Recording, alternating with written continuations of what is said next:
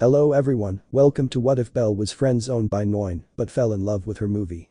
Before we start, please go support Noin for writing that awesome fanfic. This is the translated version I made. There will be some mistaken character's gender, but of course Belle is a male. Noin currently has only one goal in his life. Don't fall in love with the one you consider your best friend. Prologue. Noin Anik. A proud member of the Estrie family, the family of justice charged with maintaining peace in Arario. The kind and very lively girl who is a very strong level 4 swordswoman.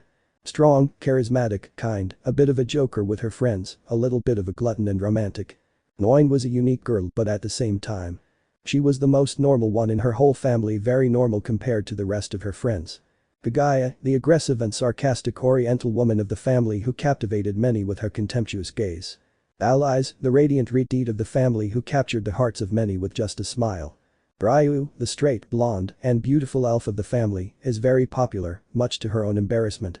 Lyra, the pink-haired #1 terrorist being praised by many hobbits. Nise, the strong wolf girl with a perfect figure, unintentionally becoming one of the most popular. Iska, the beautiful pure Amazon of the family, being very feminine, rejected every confession of love she received. Celti, the sweet green-haired elf who had grown into a young lady over time, is the most famous bookworm in Arario. Brianna, a beautiful girl with that charming smile she always showed to others. Asta, the cute little dwarf with that innocent expression on her face, unknowingly rejecting some people. Mariu, that woman with a maternal smile that charmed everyone. Estrie, his goddess, the most beautiful woman in the family, or so he thought, was probably one of the women who unintentionally broke the most hearts. And after all of them there was her, Noin, the most normal and least striking girl in the whole family. It was something painful that she had to accept over time. "Am I ugly?" Noin whispered, looking at her reflection in her bedroom mirror, somewhat disheartened. At first it wasn't something that mattered to her. Since joining the family, Noin never stood out in anything, it was always the women who stood out. And that was fine, she was in the family because she wanted to bring justice and not to stand out. She felt happy to see that the work of her friends was recognized. But it was still sad to never stand out in a family full of beautiful, talented women. But it was no impediment for her, and she continued to achieve her goals, always walking behind them with a smile, thinking about what new adventures she would have with her amazing friends. Although she didn't stand out, although she was just a normal girl with nothing remarkable about her, she was happy and still is to this day. But when she turned 16 she began to take an interest in certain topics that, as time went on, affected her. And that was romance, love, one of the most beautiful feelings. Her interest in it began when she started reading Celti romance books, beginning to dream of one day having a relationship as beautiful as the one described in those books. And that's why she took on the task of meeting more people and finding her prince, as the book said, her ideal guy. In short, she took on the task of getting a boyfriend. It would be difficult, she knew that very well, but she wouldn't give up. She would strive to have her own love story. But she would soon realize the sad reality that would gradually lower her spirits. She was currently 20 years old, and since deciding to get a partner she had fallen in love 4 times. And all 4 times they had broken her heart without even trying. Without even showing any of their feelings. Without even having the slightest hope of an opportunity. And what hurt him the most about all of that was that all those rejections he received were for the same reason. Flashback. "What?" was Noin's whisper as his smile slowly faded. Like that time, Noin had become very good friends with a member of the Ganesha family whom she met through a mission, having a good friendship with him. A friendship that lasted a few months before a feeling began to grow inside her, a feeling that began to make her happy. The same happiness that was shattered by that same boy. "I was wondering if you could help me get closer to your friend Nise," the boy laughed sheepishly. "You're really good friends with her, so I was thinking if you could introduce me to her or tell her some nice things about me. It would be a huge help." Noin's smile gradually faded from his face. "Do you like Nise?" "Why yes, and I was hoping you could help me get closer to her," he said, embarrassed. "Nise is a wonderful girl, and I'd really like to have a chance with her." Noin's heart ached upon hearing those words. Indirectly, they had just rejected her in one of the worst ways. But that didn't stop a smile from reappearing on her face. "Of course. I'll help you. I'll tell Nise about you, and we'll see what happens," Noin promised with that fake happy smile. Even though his heart was broken, he still smiled to help his friend. Although he didn't achieve anything since Nise rejected him instantly because she was aware that her friend was in love with him and also because she wasn't interested in a relationship. Unfortunately for Noin, after that rejection, that boy no longer approached her much, only chatting occasionally on missions. She quickly understood that the only reason he approached her was to achieve something with Nise. That really hurt her and she was depressed for a few days, but she managed to overcome it. And so the months passed for Noin until on his 17th birthday he met another boy, this time one from the Loki family, a level 1 rookie. A shy and timid boy whom he met in the dungeon when he was about to die from a goblin stampede. After that day, by coincidences of life, she would end up crossing paths with him in the city or on the first floors of the dungeon, forming a new friendship for her. In Noin's opinion, he was a nice boy, being a little funny with that scared attitude he had. Almost a year after her heart was broken, he was giving her the chance to fall in love again and build something beautiful. But her feelings were barely growing when they were shattered to pieces one day when she was going to the dungeon with her friends, including Rihanna. It was on the 5th floor where she saw him, where Noin, with a lively smile, called him over to introduce him to her friends. And it was at that moment that the boy's eyes lit up when he saw Rihanna, something that everyone quickly noticed. Being friends with Noin, he was invited on his little exploration, where he accepted, glancing sideways at Rihanna every now and then, and trying to talk to her through the dungeon. All of this under the watchful eye of Noin, who observed everything uncomfortably. From that day on, every time he met with his friend would ask him about Rihanna, his likes and so on. It was obvious that he had fallen in love with a girl at first sight, and Noin, with discomfort and a certain sadness, would answer some of his questions. But that didn't last long as Rihanna quickly realized what was happening, going straight to the guy and making it clear that she wasn't interested in a relationship and that he should stop bothering Noin with his questions. From then on, that Loki family rookie never approached Noin again, perhaps thinking that she had gotten angry with him or something like that, although he was wrong.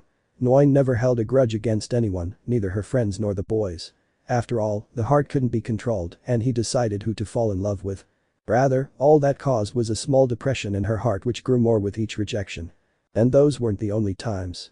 The other occasions were also painful for Noin with another friend for whom he was developing feelings, but these friends ended up falling in love with one of his female friends, like allies. Even her last crush, which was just a few months ago, turned out to be much more painful because that boy had shown interest in her and he was also falling in love with Noin, causing her great hope that finally someone would love her.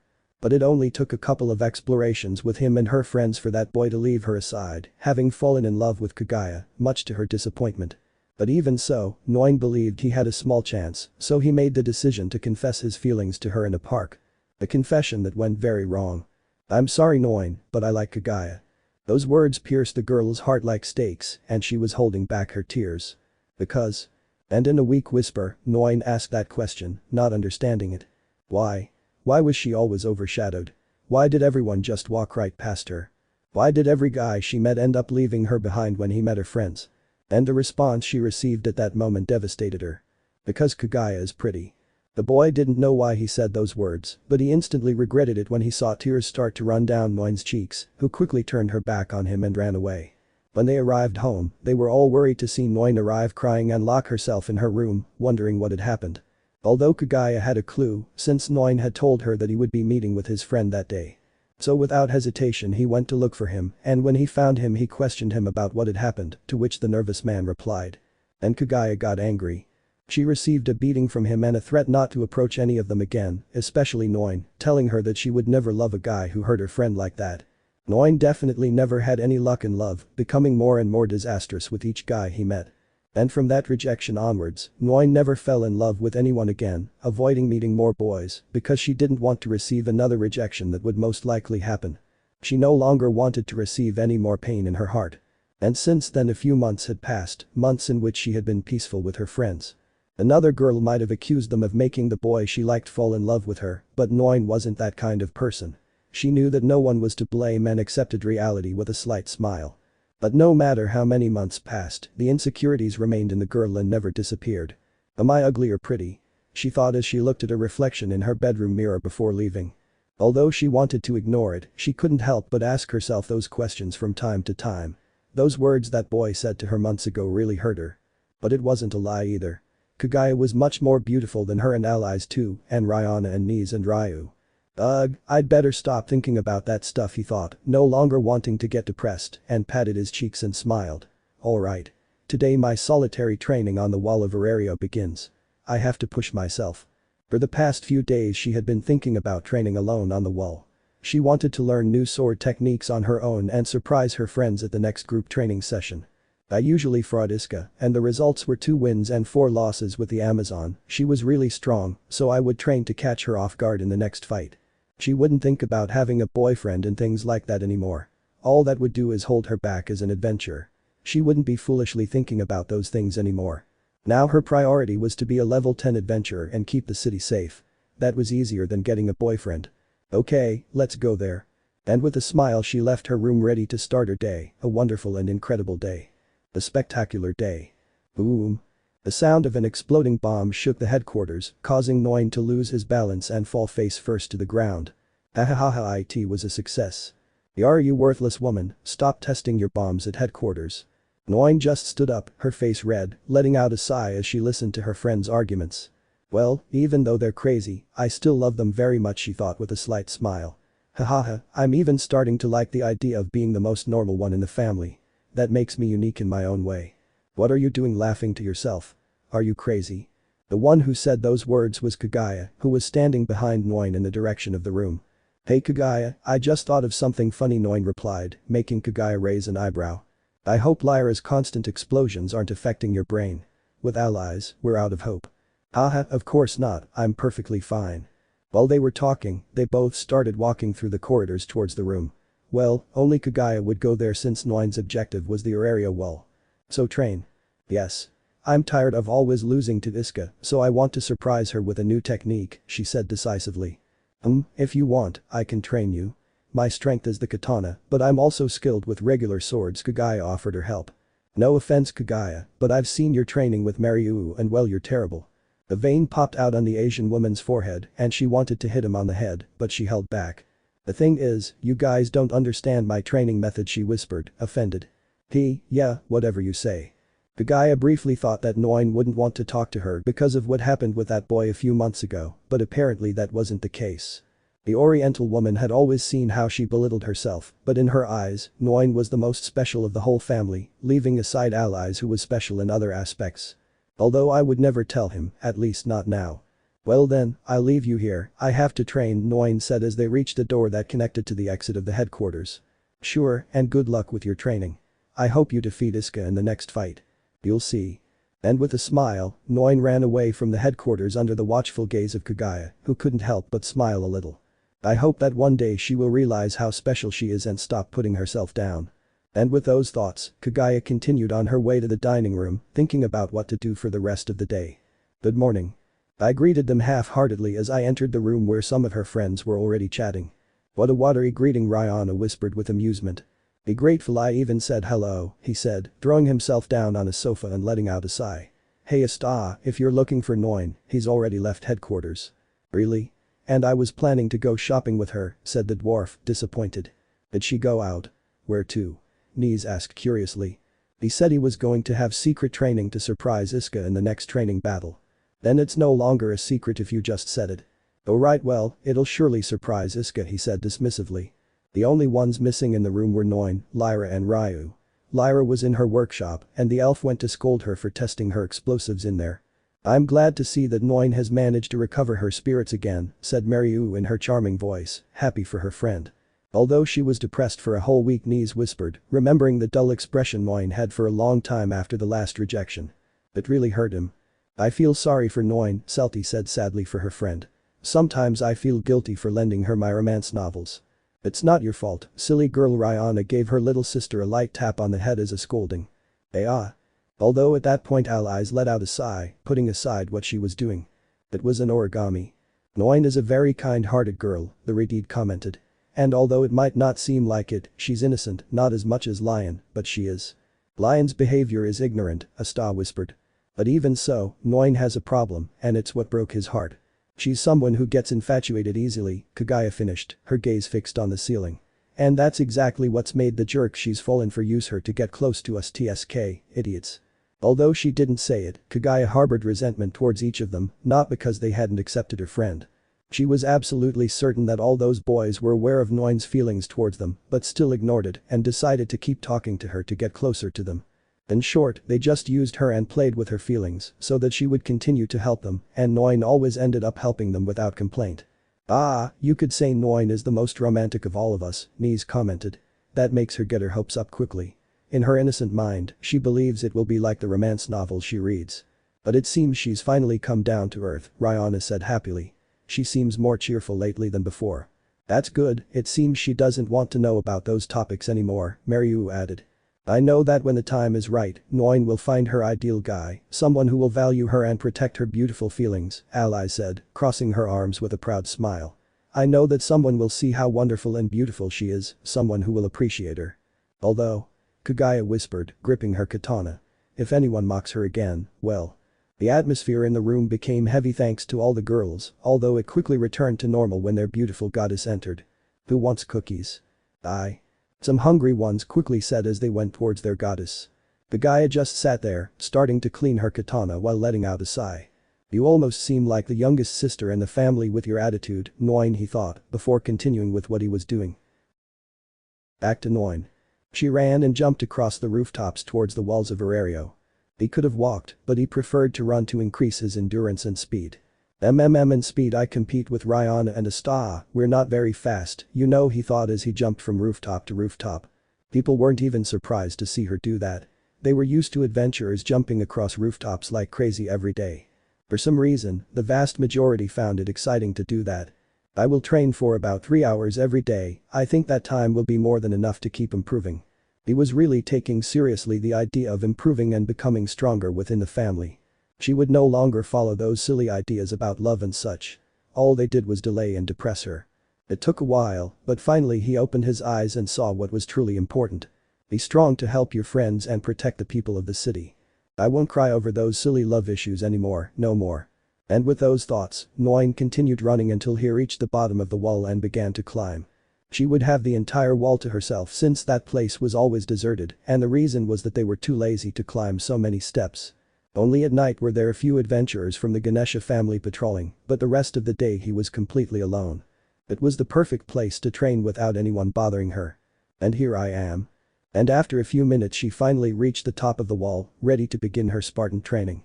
But when he was at the top, he realized something. There was already a person training on that wall. Huh? Hey? Red eyes. The white hair. And white skin. That's what Noin saw. The boy who appeared to be the same age as her standing in the middle of a wall swinging a sword from side to side. But when he heard footsteps, he stopped and turned to look in that direction. And it was at that moment that their eyes met. Noin's beautiful brown eyes. And those intense red eyes of that albino boy. It was at that moment that everything began for both of them. Where a beautiful and wonderful friendship began. Something Noin would strive to make sure was just that. Just a friendship. End of prologue. Chapter 1. My mysterious friend. A certain human was hopping across the rooftops of the houses in her area with a small smile. Their goal? To train once again at the area wall. I had been training at that location for a week and felt I was gradually improving.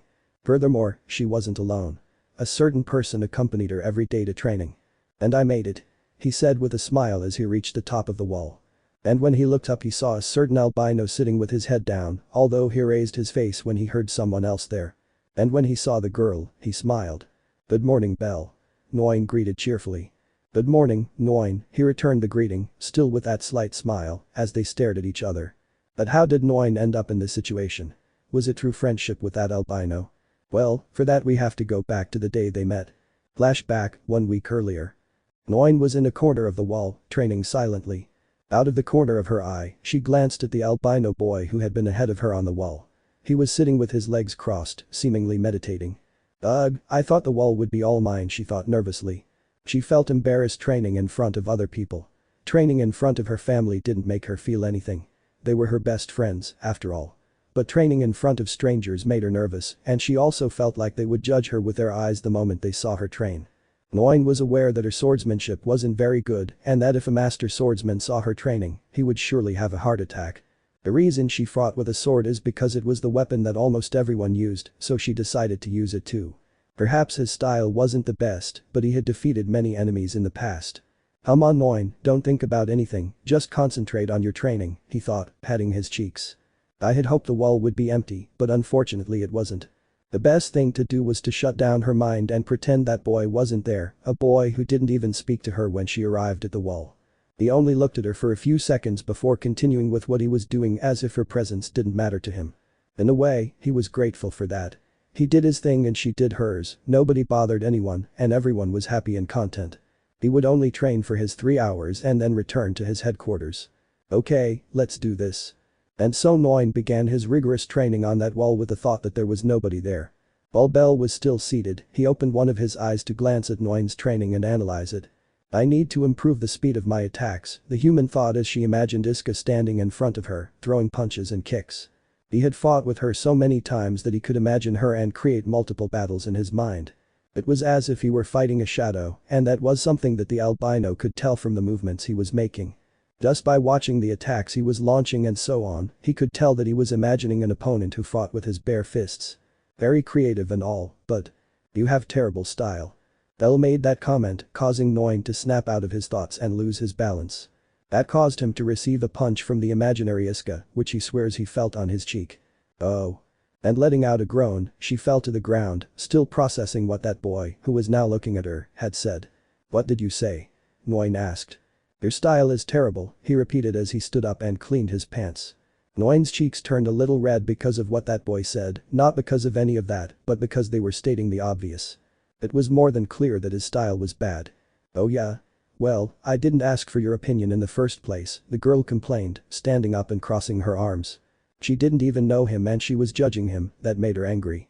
Haha, sorry, sometimes I tend to say things I shouldn't, Bell apologized when he saw the girl get angry. Don't misunderstand me, just by looking at you I can see that you're very strong and that you've been practicing with a sword for many years, but what? You make a lot of unnecessary movements when you fight, she said, causing Noin to let out a groan of wounded pride. You already have your established fighting style. You just need to refine it to become a great swordswoman in your own way. Are you a teacher? Haha, no, but I like to give advice to people whenever I can and know about the subject, he replied, scratching his cheek before smiling. Sorry for butting into your training like that. My name is bellcranel, and I usually train here every day. Noin Unik, he whispered her name, looking away. She probably would have presented herself in the past in a much more lively way and with a smile, but not now. Although she was still kind to people, she was much more reserved than before. She was afraid to form friendships with other people, although inside she was still the same old Noin. Noin? Wow, you're that girl from the Estrie family, Belle said, hitting her fist with the palm of her hand as she recognized her. Noin opened her eyes, a little surprised to hear that. Do you know who I am? Obviously, you're one of the Justice girls, you're famous in the city, he said with a smile. I think you're mistaken, my family are the ones who are famous, not me, she whispered with a nervous smile, feeling a little uncomfortable. Is that so? Well, the truth is that I know you as the girl who broke a vase over Royman's head last year. Noin's cheeks flushed again as he heard about that embarrassing moment in his life, though he didn't regret it. She remembered it perfectly. It was last year when she and Kagaya went to the guild to ask for permission to leave the city. The whole family had planned to go on vacation to Milan to relax for a week. But great was their surprise when Royman refused their request, saying they were not allowed to go out. It was there that Noin told him that they deserved a break after working so hard for the city, to which Royman replied that they hadn't done anything so great as to deserve a break. That angered them both. Kagaya was about to throw a punch, but Noin got there first, forcefully breaking a vase over his head and knocking him unconscious. 3 weeks ago she had been rejected by a guy, so she took out some of her frustration on Royman. Obviously they didn't have permission and received a fine for attacking him. He even wanted to put Noin in jail, but Shakti completely ignored him. Although she didn't regret it, she was ashamed to remember that moment. The adventurers talked about it for a week. You became their idol because you did what many didn't dare to do, Belle said, remembering that with nostalgia. Really? She whispered, embarrassed. The truth is that Noin reached her peak popularity that week, not as the vigilante girl, but as the one who smashed a vase over Royman's head. Although it was only for a week, she was the most popular in her family at that time. Well, going back to the beginning, your swordsmanship is good, but it needs polishing. Aha, so what do you want me to do? Noin asked, crossing his arms. I can train you, he said with a smile. I have plenty of free time, at least in the mornings. Train me? And why would you train a stranger like me? She asked again, a little nervously. She had promised to stay away from other people for a long time and yet she was unwittingly acquiring a teacher. Because I enjoy training people, my dream is to be a great master in the future, he said, crossing his arms with a proud smile. I'm not very strong, but I can say I have great talent with a sword. I can help you improve a lot. Noin just observes that doubtfully. The previous boys approached her simply to get close to her friends. She was afraid that the same thing would happen again and that she would just be used. But another part of her wanted to learn to be a better swordswoman. If she wanted to keep the city safe, she had to learn as much as possible. Besides, he didn't see any kind of malice in that boy's eyes. He seemed to genuinely want to be his master and appeared to have confidence in himself as a swordsman. I was unsure what to do. And what do you gain from all this? Noin asked, raising an eyebrow. I'm gaining experience as a teacher. If I want to be someone great, then I have to start training more people and continue training myself as well, he replied resolutely. That way I'll become strong enough to protect her and make her proud of me. She thought those last words with a slight smile. Wow, it seems this boy has his path clearly defined, thought Noin, unable to help but admire his determination a little. She admired people who knew their path clearly without hesitation, which is why she greatly admired Alice, who was a very self-confident girl, too much so, she would say. So what do you say? Do you accept? After all, it seems we'll be training at the same time, he asked again. You improve as a swordswoman, and I gain experience as a master. Well. Present. I can't take it anymore. These were the words of Noin, who fell to the ground, exhausted after so much training. A week had passed since she agreed to be that strange boy student, and she could say it was the best decision she could have made. That albino was a level 2, but despite that level, he was skilled with a sword and had many different fighting styles. At first, it seemed like he was just bragging about being a good swordsman, but that wasn't the case. He was truly very talented. Thanks to that, Noin had learned many things and gradually perfected his swordsmanship. He still had a long way to go, but he felt he was improving, not to the point of easily beating Iska, but it was something. It was a good decision to accept the help of that albino. Besides, even though she tried, she couldn't help but get along well with that boy. He had a pleasant and cheerful personality just like hers, which made them quickly form a kind of friendship, and as friends, they always had something to talk about, which is why they didn't get bored during their breaks. His previous crushes started like this, with a very good friendship, but fortunately this time he had his feet on the ground. She had learned her lesson and wouldn't fall for it again. We've made a lot of progress today, Belle said, sitting down on the ground by the wall as well. You learn quickly. What can I say? She said with a proud smile. Although it's also partly thanks to having a good teacher. I agree with you. Ah ha ha.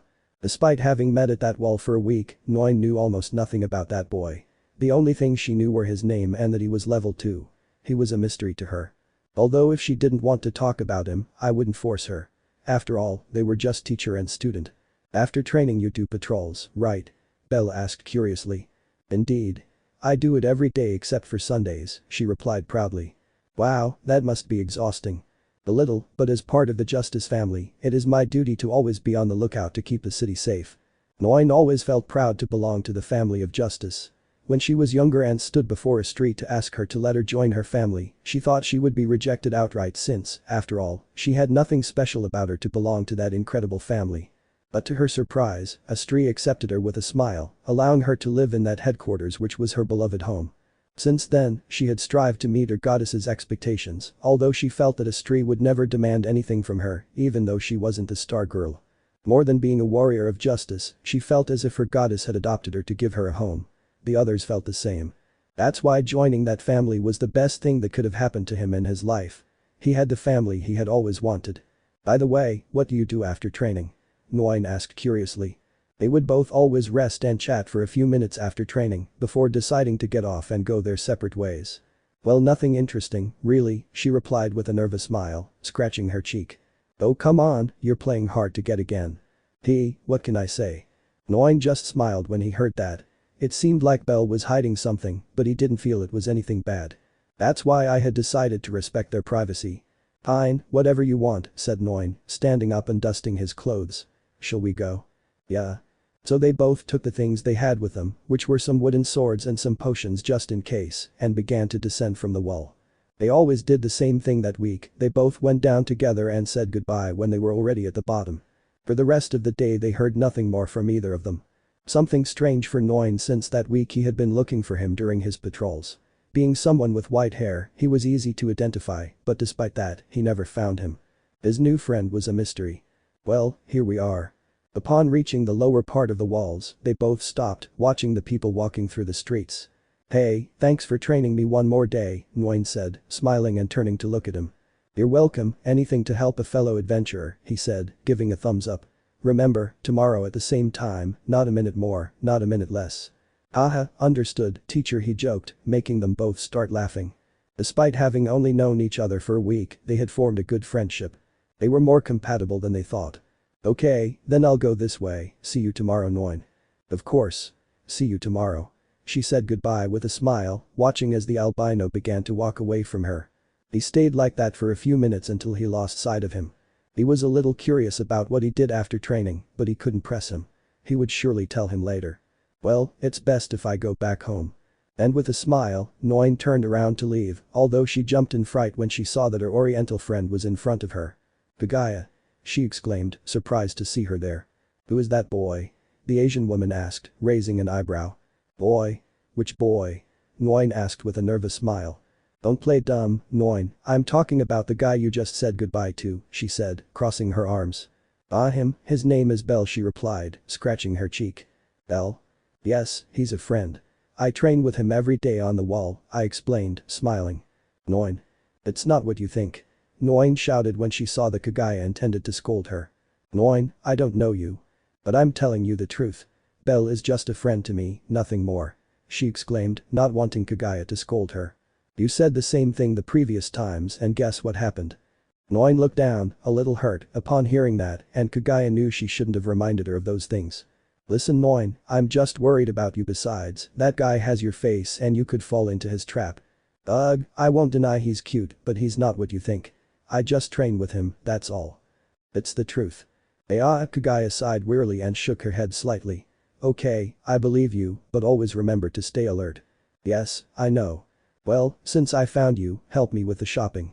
Astri-sama wanted me to do it before starting the patrol." "Of course. I'll help you." And with a smile, Noin began walking with Kagaya through the city in the direction of the market. "I hope you're telling the truth, Noin," the Asian woman thought, glancing sideways at her friend.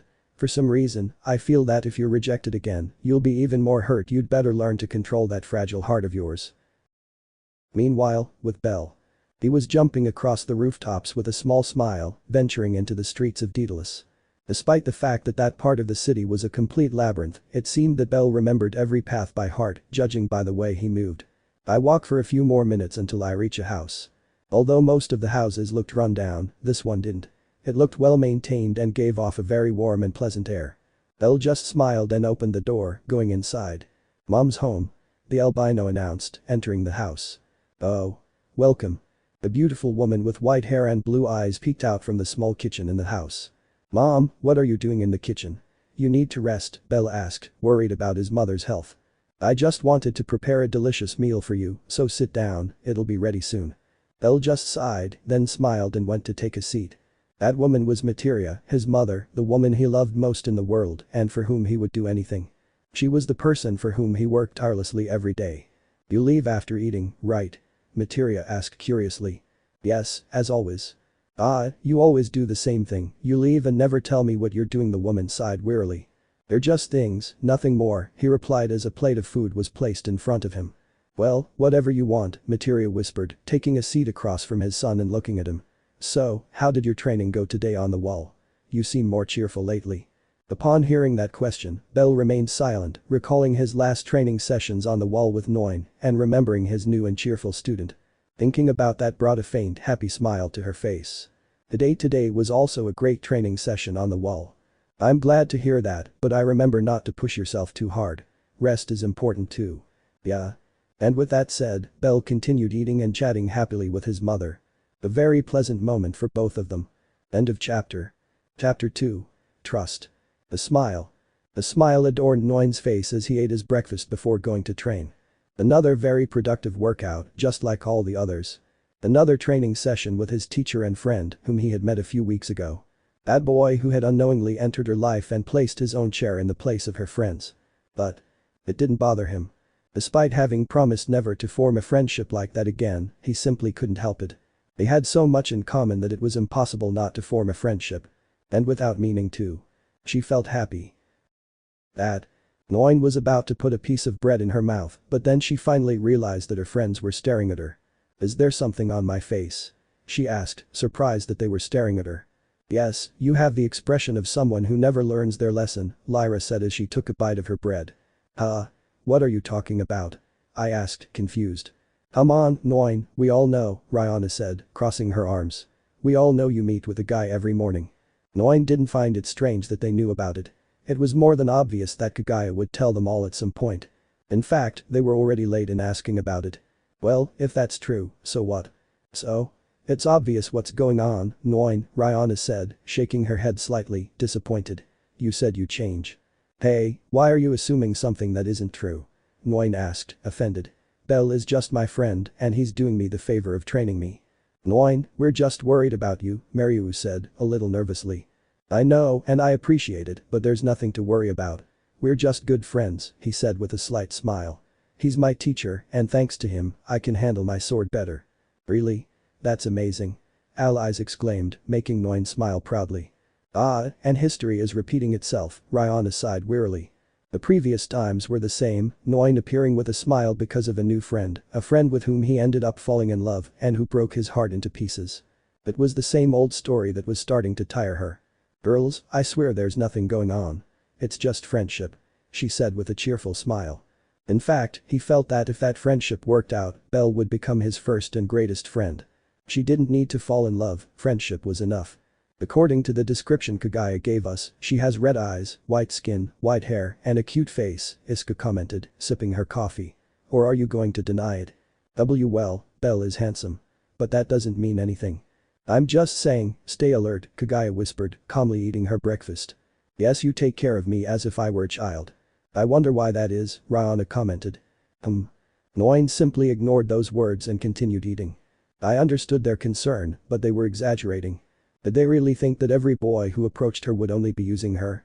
I had a few friends in other families and they weren't like that. It hurt a little, but it seemed that they didn't believe she could form a true friendship with anyone. Well, if you think he's a good guy and you have a real friendship, then there's no problem. Allies exclaimed with a smile. Friends are friends. That's it. Thank you, Allies, the smiling girl said. At least her captain always supported her, that's why she loved her. Do you still have hope that your ideal guy will come along someday? Selty asked curiously. Well, Noin smiled, a little embarrassed. I don't want to think about it right now, but a part of me still holds out hope, Those words made Rihanna let out a tired sigh and make a comment she shouldn't have said. Why are you so naive, Noin? That's why every guy you meet uses you however he wants. Understand that no one is going to fall in love with you. Open your eyes. The dining room fell into total silence after those words. And Rihanna, realizing what she had said, quickly covered her mouth. But it was too late. A few small tears formed in Noin's eyes as she lowered her pained gaze. I know, Rihanna, you didn't need to tell me that way. And standing up, the human quickly left the dining room, hurt by those words, leaving her breakfast unfinished. Wait, Noin, I didn't mean that. Rihanna shouted, trying to stop her, but Kagaya wouldn't let her. I think it would be best if you left her alone, sweet-talking miss, he said sarcastically. I'd say you have no right to say that, but I doubt you'd say something like that to Noin, Lyra said, then looked at Rihanna. You've gone too far this time. I didn't mean to hurt her. Rihanna sat back down and covered her face, regretting what she had said. Seeing that sad expression on her friend's face hurt her. I know you're worried about her, Rihanna, but you shouldn't have said that, Ni said, shaking her head slightly. Noin is a very sensitive girl, and even though she doesn't show it, comments affect her a lot. Especially if that comment comes from a dear friend, Asta added, making Rihanna feel even more remorseful. I'm such a fool, I hurt Noin, she whispered, letting her face fall onto the table. All I want is for them not to use her again.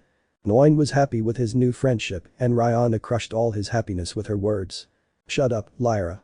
Don't make me feel any worse than I already do. Sometimes, in trying to protect a loved one, we end up unintentionally harming them. And that's what Rihanna did. All she wanted was for her friend to open her eyes. She had seen her cry so many times because of rejection that she didn't want her heart to be broken again. But in trying to help her, he made that comment which surely ended up hurting her like one of those rejections. She felt like the worst friend in the world. Bad friend. Shut up, Asta. And you say that when one of those guys rejected her because he was in love with you. You shut up too, Iska. Boo. You too, Selty.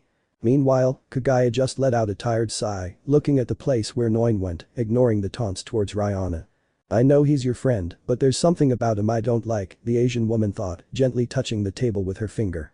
One day he saw him while patrolling in Daedalus. He was behaving strangely, looking all around as if he were checking to see if he was being followed. That seemed very suspicious to Kagaya, although she lost sight of him because of a thief she had to stop. That behavior alone seemed strange to him, making him think that perhaps he was hiding something bad. No one would act like that for no reason, although Daedalus was a place where you had to be alert in case they wanted to rob you.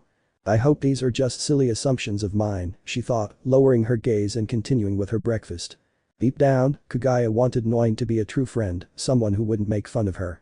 A sincere friendship, and I hoped it would be so. I think that when Rihanna gets a boyfriend, Noin will try to take him away from her as revenge, Lyra said. What kind of revenge is that? Rihanna asked, frowning. For some reason, I see it as possible, Salty whispered, tapping her chin with a finger. Rihanna, as punishment for hurting Noin's feelings you're going to do everyone's laundry for a week. The Redeed ordered. You wish. And stop making me feel worse. That was another morning full of conversations, like all the others. Balls of Aurario. Noin. That. What's the matter? Belle had just arrived at the walls of Aurario to train, noticing that Noin had arrived before him this time. She was sitting on the ground by the wall, hugging her knees with a dejected expression.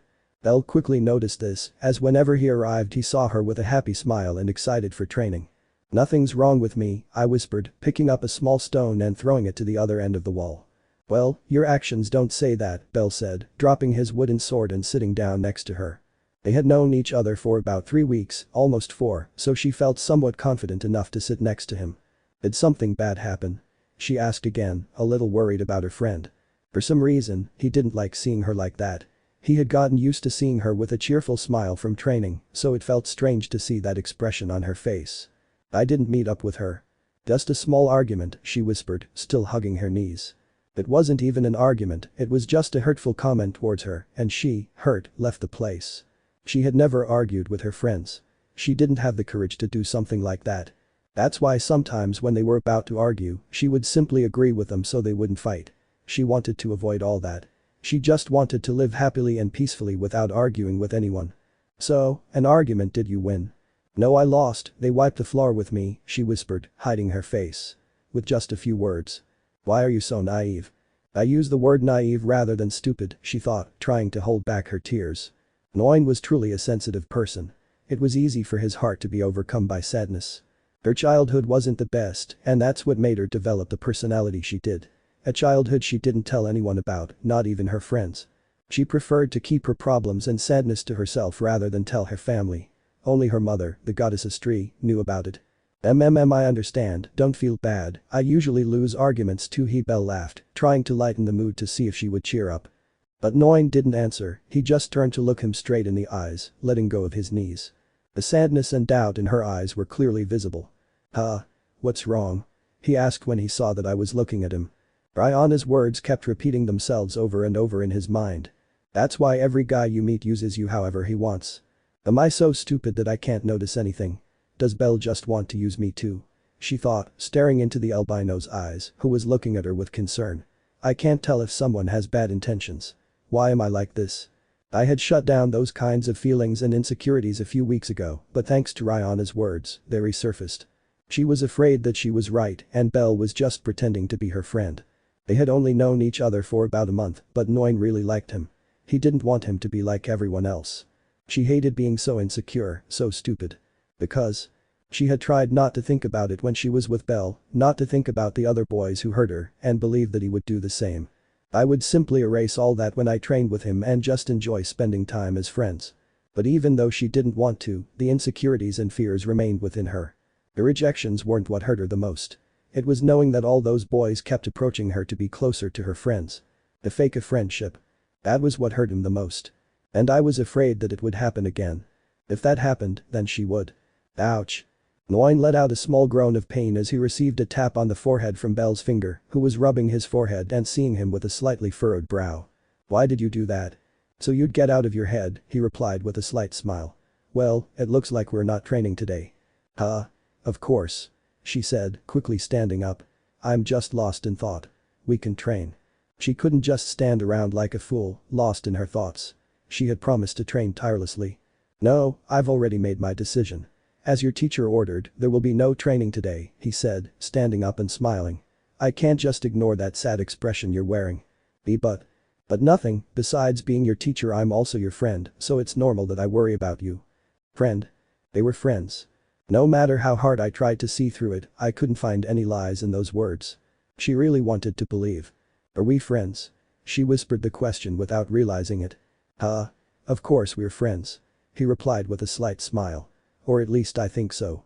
Bell scratched his cheek, a little nervous as he said that. And Noin's eyes shone slightly upon hearing those words. I wanted to believe. Hoping it wasn't a hoax. Her friends were exaggerating.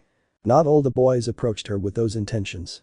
Just because a few did it didn't mean the rest were going to do the same. And I wanted to believe that he wouldn't be one of them. That he. To be honest, you're the first friend I've had in a long time, he explained, a little embarrassed, making Noin's eyes widen in surprise. Maybe I'm rushing things, but I'd like to believe you're my friend. Damn, now that I think about it, that sounded really embarrassing and cheesy. Ugh. Forget it. Bell looked nervous under his gaze because of what he had said. Noin stared at him intently, still surprised by what he said. Although seconds later. PFFF, ha ha ha ha. Noin simply started laughing loudly upon hearing that, making Bell even more embarrassed. He was never good at interacting with girls. In fact, in front of Noin he wanted to act like a mature and confident guy, although sometimes it didn't work out like it does now. Inside, he was shy around women. I knew it, that sounded pathetic, he whispered, looking away sadly. Not at all, I'm glad to hear that, the girl said, stopping her laughter and smiling slightly, a smile her companion found endearing. Yes, Belle, I consider you my friend too. So many insecurities and fears inside her that they wouldn't leave her in peace. Her past truly affected her. She could never see through people and know if they were bad people for her. She wasn't as good at analyzing as Kugai or Knees. I didn't know anything but. I would take the risk. She would throw her heart into that place, risking that it might be a place full of thorns. Her heart had decided to trust once more, to believe that she would have a beautiful friendship with that boy standing in front of her. I would take that risk one last time.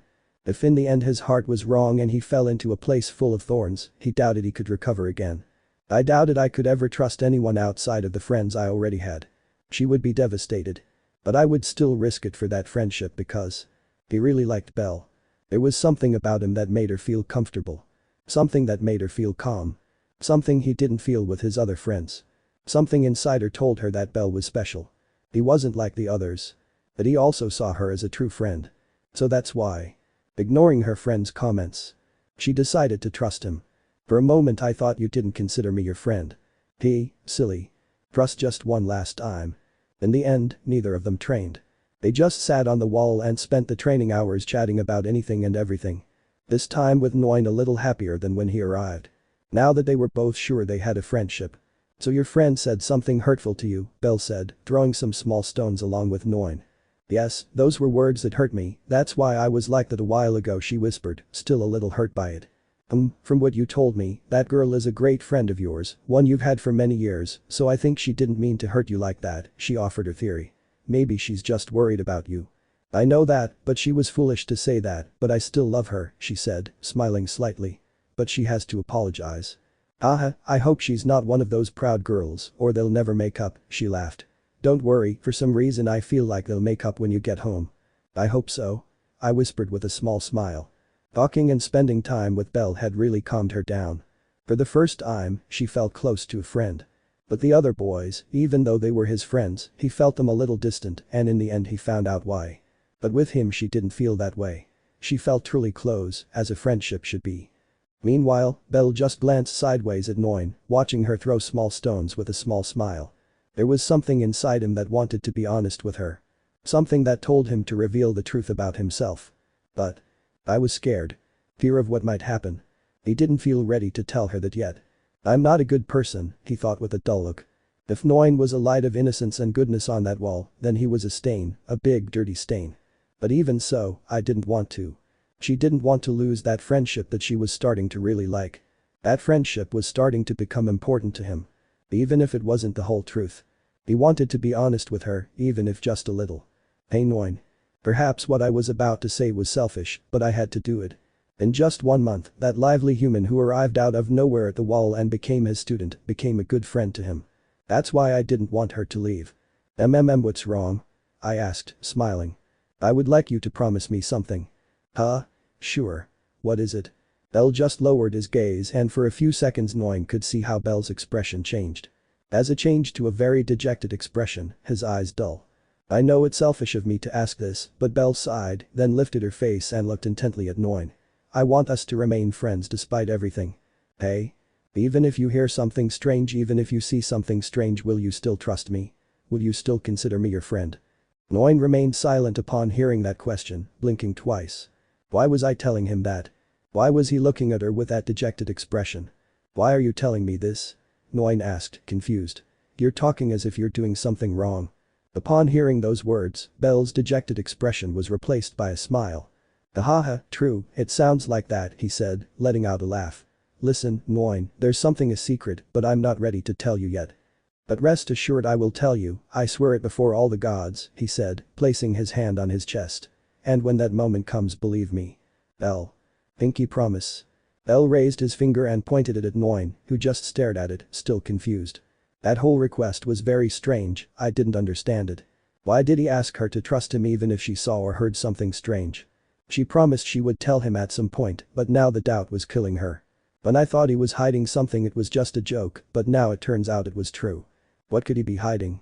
I know what I'm saying sounds really strange, and I understand if you're having second thoughts about being my friend, but…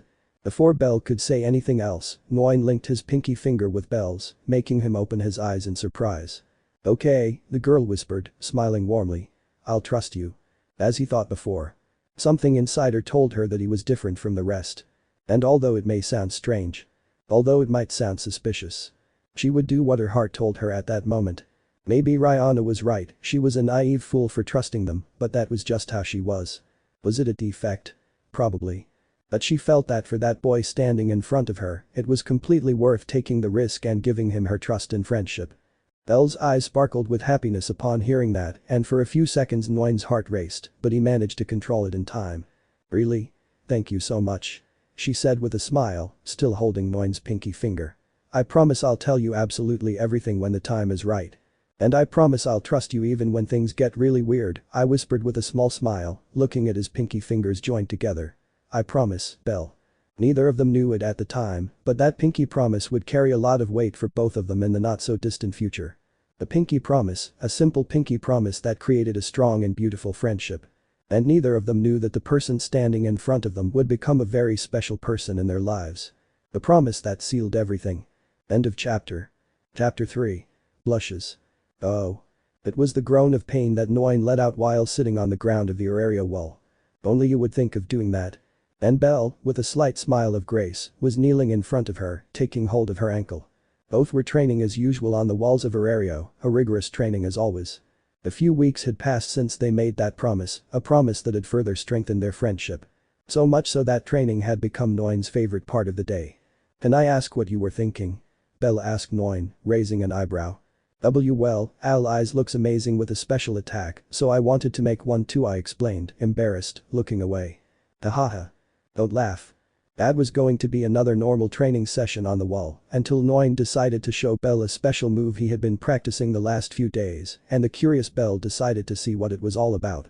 The attack consisted of doing a somersault and in the air, launching a powerful downward kick which, thanks to going down, would have much more force. And thanks to having a speed-boosting magic, the attack was much more devastating. I was still thinking of a name for that attack, but for the moment I would call it the Bone Destroyer, since it was very powerful. And the name was a perfect fit since his foot broke from the pressure when he made a wrong move while lowering it. And now there she was, sitting on the floor with her broken ankle being treated by Dr. Rabbit. Does it hurt? Belle asked, squeezing his foot. Of course you idiot. Noin screamed in pain as he squeezed her foot. Then yes, your foot is broken. It was more than obvious, she whispered, a small tear of pain sliding down her eye. He wanted to impress Belle with that technique and ended up making a fool of himself. She truly hated life. But oh well, at least we know that technique does break bones, hahaha. It's not funny, you idiot. Noin shouted angrily, tapping the albino on the shoulder, who couldn't stop laughing. Their friendship had truly grown stronger since that day. You could say that now they were really good friends. And of all days, we didn't bring any potions with us today, Belle whispered, realizing they had only brought their wooden swords with them. I highly doubt that a medium quality potion can heal a fracture of that magnitude, she said, ashamed of her carelessness. And the worst part is that the ground where he hit it wasn't even destroyed. All the pressure fell on his ankle, leaving it in its current state. Hee. Don't laugh. It was still morning, around 9 o'clock, so the sun wasn't too unbearable for the two of them. It would be best if I returned to my headquarters and asked Mary or Lion to heal me. It would be easier, said Noin, trying to stand up, though with difficulty due to a fractured foot. Are you going to go like that? Hopping on one foot like you're playing? Belle asked playfully.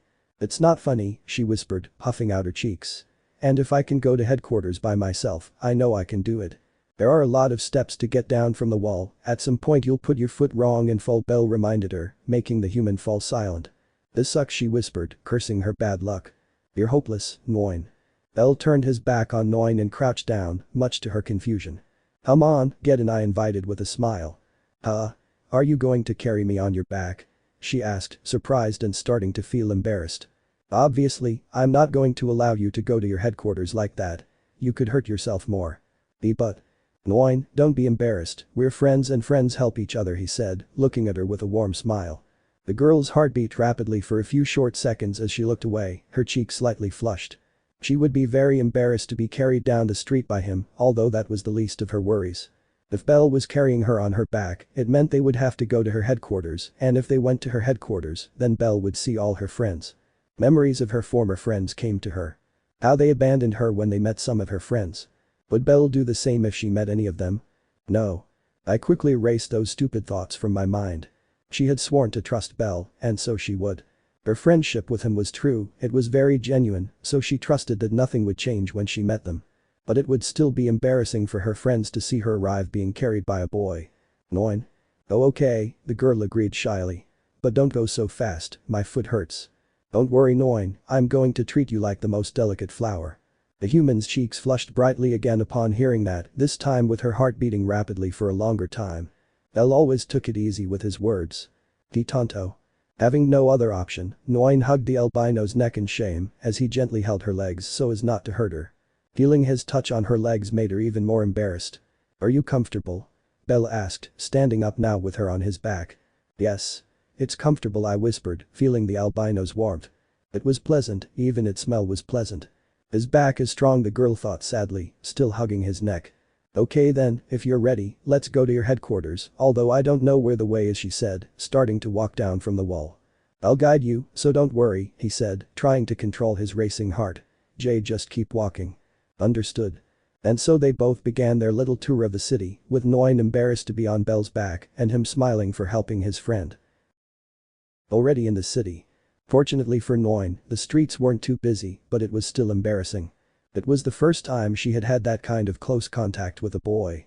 Her heart wasn't ready for that. Come on Noin, calm down, he thought, not trying to think of anything strange.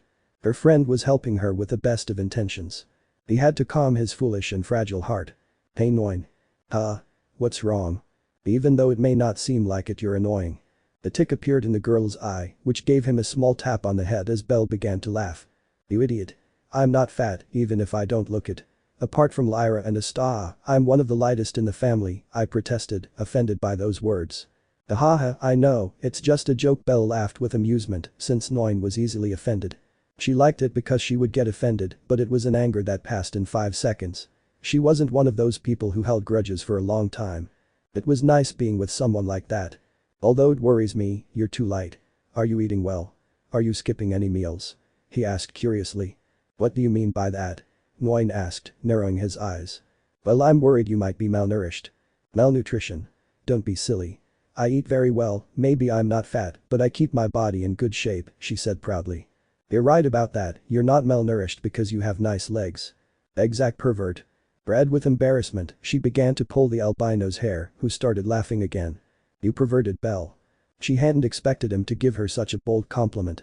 It took her by surprise. That's why you decided to carry me? To touch my legs? Haha, of course not, I really wanted to help you, Noin, she laughed while glancing at the girl, who was blushing deeply. Sorry, I didn't mean to make you uncomfortable like that. Fool, she whispered, looking away in embarrassment. Now that she realized it, that was the first time she had received a compliment about herself, even if it was a compliment about her legs. That was very daring. But. In some strange way, it made her somewhat happy. And my face? And don't you think my face is pretty? I whispered, looking down. Although seconds later she realized what she had said, blushing even more. No, wait. Forget what I asked you. She shouted, extremely embarrassed. She didn't even know why she asked him that. By the time she realized it, those words had already left her. Perhaps deep down she wanted to know what her friend thought of her. I was falling for it again like a fool. He had to fix his mistake. Forget it. You don't have to. Yeah. Before the girl could continue speaking, Belle interrupted her. Hey? Although I didn't see her face, I could tell she was smiling warmly as she spoke. You have a pretty face, you're a very pretty girl, Noin.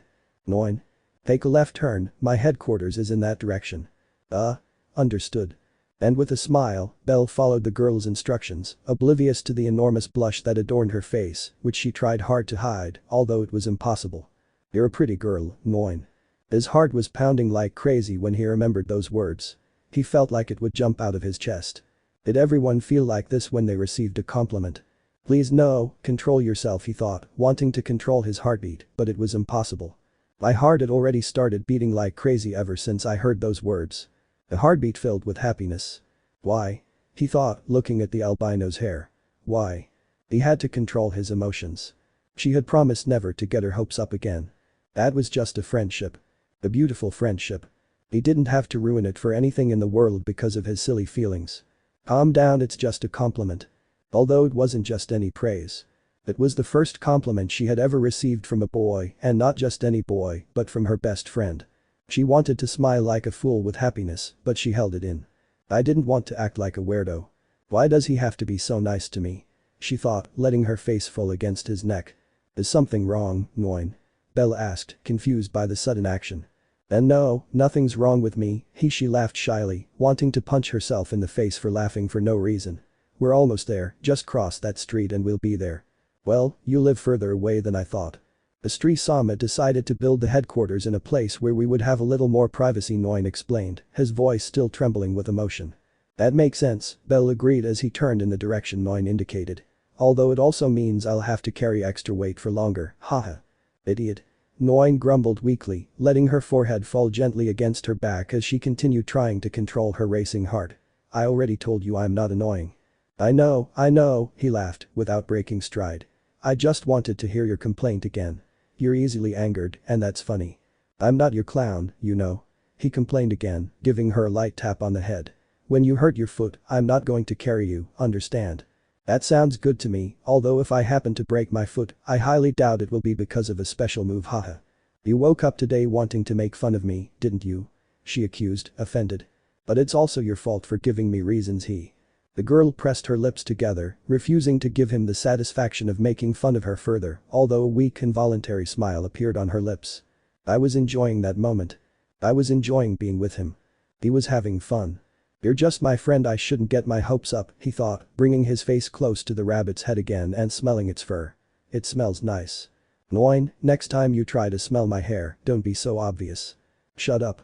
Finally, after a few more minutes of travel, they approached the gates of the Astri family headquarters where, as the girl had said, it was a little away from the other houses to have privacy. Well, we've arrived, Noin announced, as the building appeared before her eyes. Embarrassment returned to her as she recalled the conversations she had with her friends on previous occasions. Do you want me to leave you here? Belle asked, feeling for some strange reason that Noin didn't want his family to meet him. Noin thought about it for a few seconds, then shook his head slightly and looked down. No, she whispered, then sighed deeply. You carried me all the way here, there's no point in stopping now. Just if any of my friends say anything, don't listen to them, okay? I knew them well enough to know what they would do.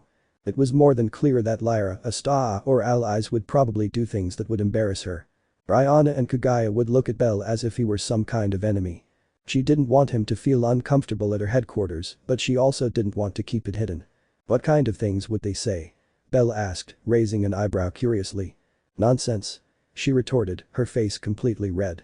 They jump to conclusions so fast and they get annoying even faster. They're just looking for ways to embarrass me, or in the worst case scenario, they'll attack you. They're savages. Haha, don't exaggerate, you probably have some embarrassing story you don't want me to know about, right? Ugh. Aha. I got you.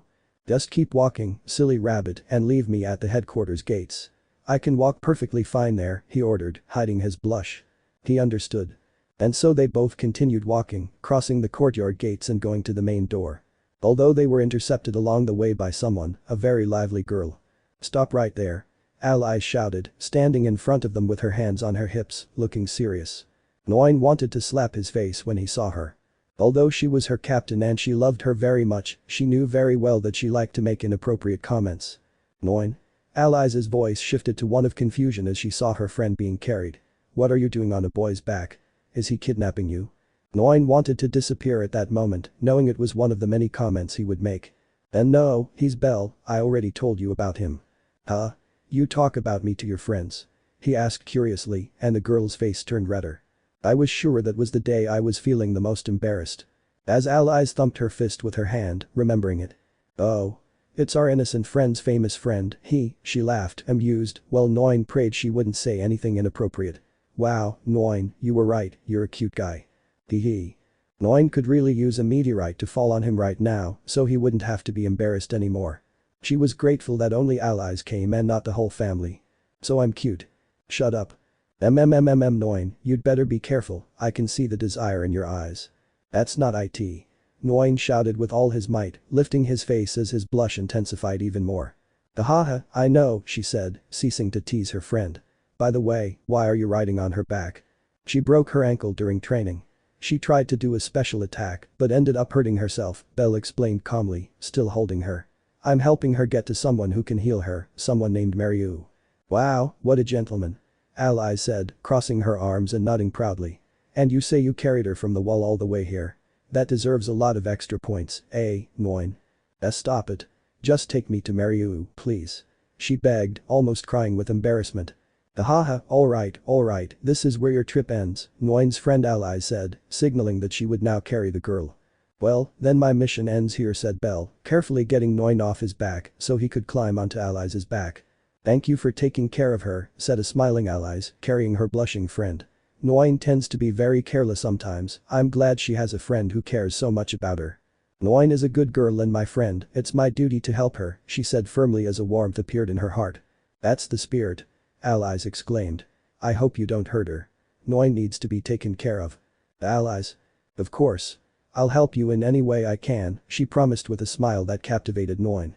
Well, you'd better get out of here before Kaguya or Rihanna see you, they'll make a scene if they do. I'm curious, but at the same time, I'd rather not find out, she said, taking a few steps back before looking at her friend. Goodbye, Noin. I hope you recover, and it's best if we don't train tomorrow. You need to rest. It's okay. Well, goodbye. And so the boy turned around to leave. But. Belle. Noin's voice stopped him. Yes. He said, turning to look at her and seeing how she blushed with shyness. Thank you for everything, for helping me today, she said sincerely, looking at him with bright eyes. And for what you said about my face, she whispered sheepishly. Belle smiled, that warm smile that she, unable to help it, was beginning to like. I didn't say it to be nice to you. I said it because it's what I think of you. Alice let out a slight sound of surprise, getting an idea of what they were talking about. Take care of yourself. And with that said, he said goodbye with a gentle nod and left the headquarters under the watchful eyes of both girls. Alice just watched him walk away until he was out of sight, then glanced sideways at Noin, noticing how she had a big blush on her face, but at the same time a small and cute smile. You know, I never said this, but when you introduced us to those guys, I never really liked them, the redhead confessed. But I like that guy. You found a really good friend, Noin. I know, she whispered, still blushing but still smiling.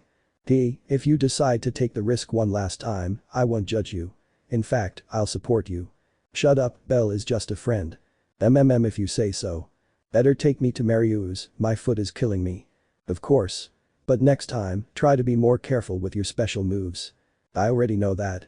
And so the redhead turned around to go into the headquarters so that her friend could be healed.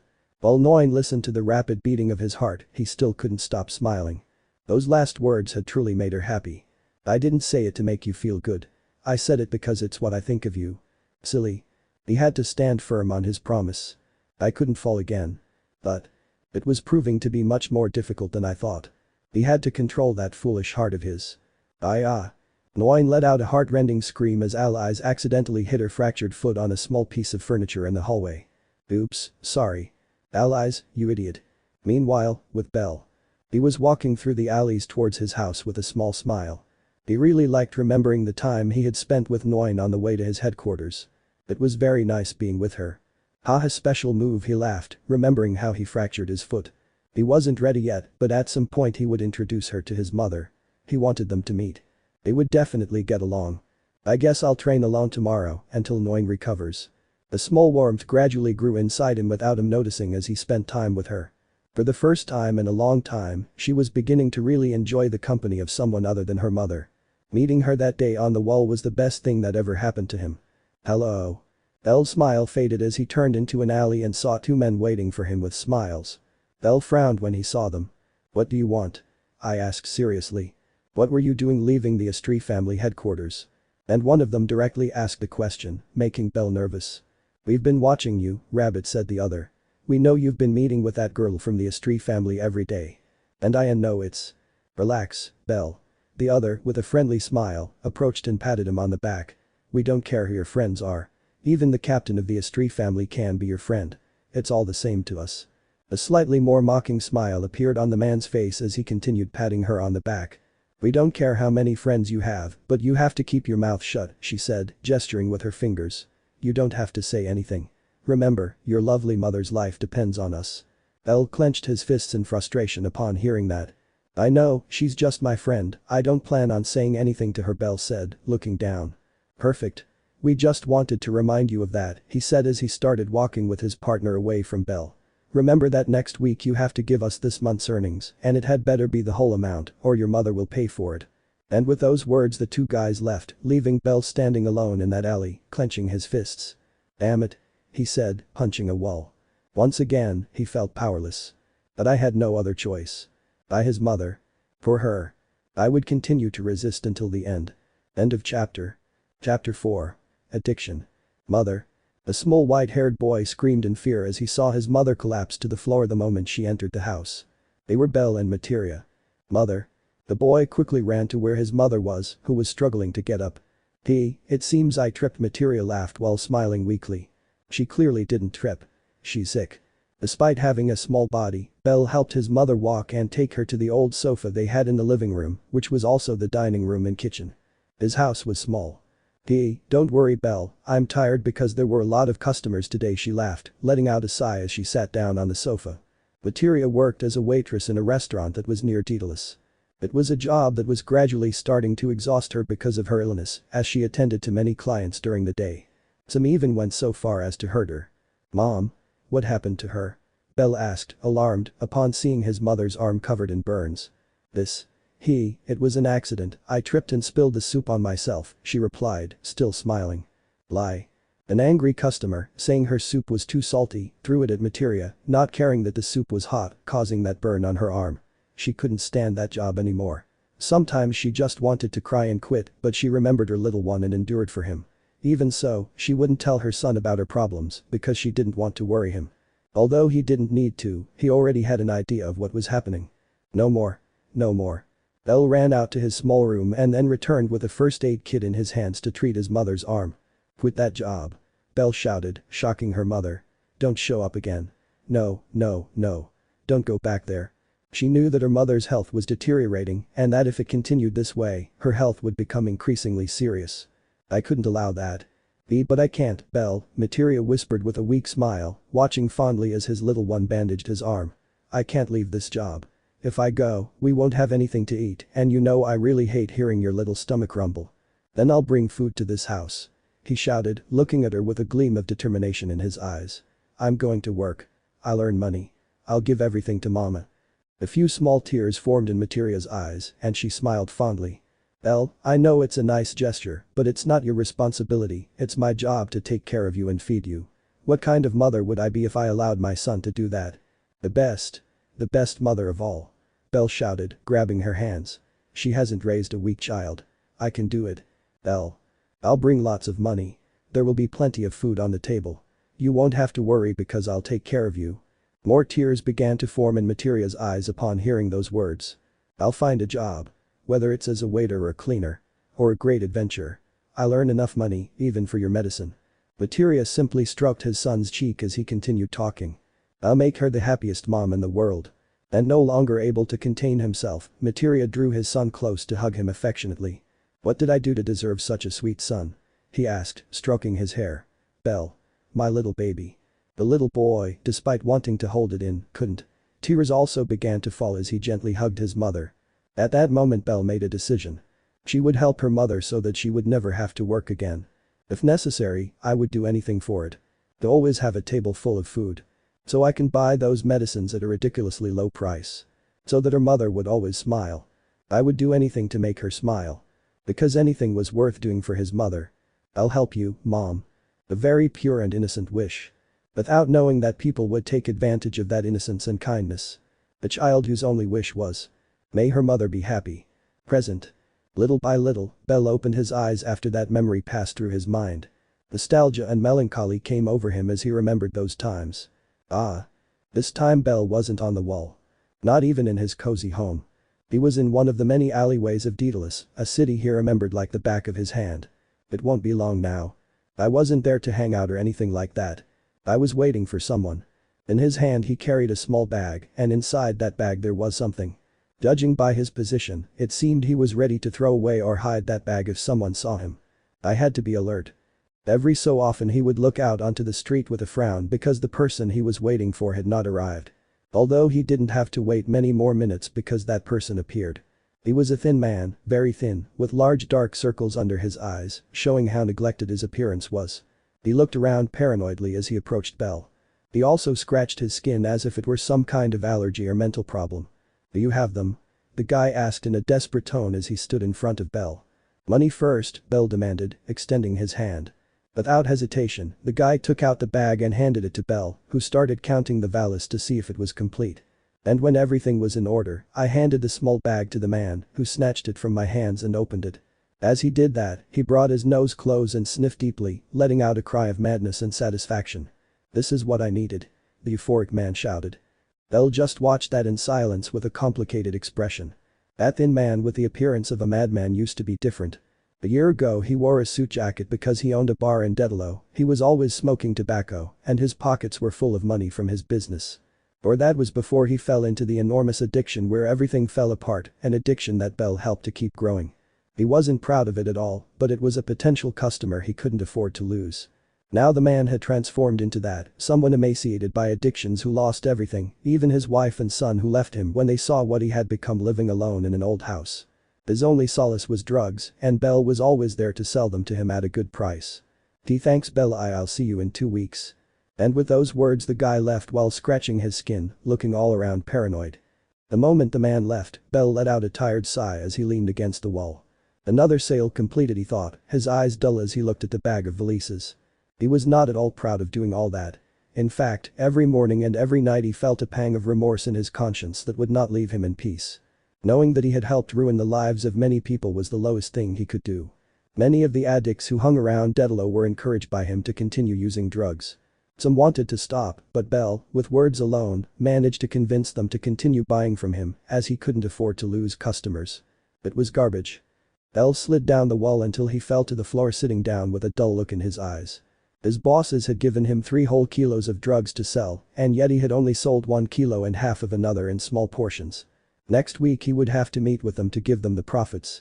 If he sold too little, then they wouldn't give him his mother's monthly medicine and his full pay. He had fewer and fewer customers.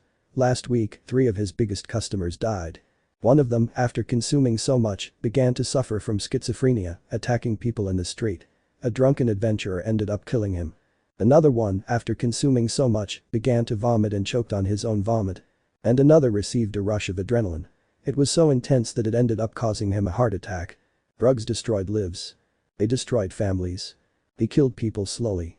Drugs were an impossible cancer to eliminate from humanity. It was a silent evil that haunted the whole world, and he contributed to its perpetuation. Why? He thought, covering his face with both hands. He didn't even have a choice. With his childlike innocence and ignorance, he didn't realize what he was getting himself into.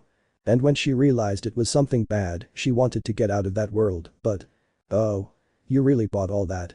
When he received his first payment and returned home with bags full of food. Chicken, rice, sugar, vegetables, fruit, etc. Her mother smiled with joy at seeing all that. Great. Today we're going to prepare your favorite dish. It'll be delicious.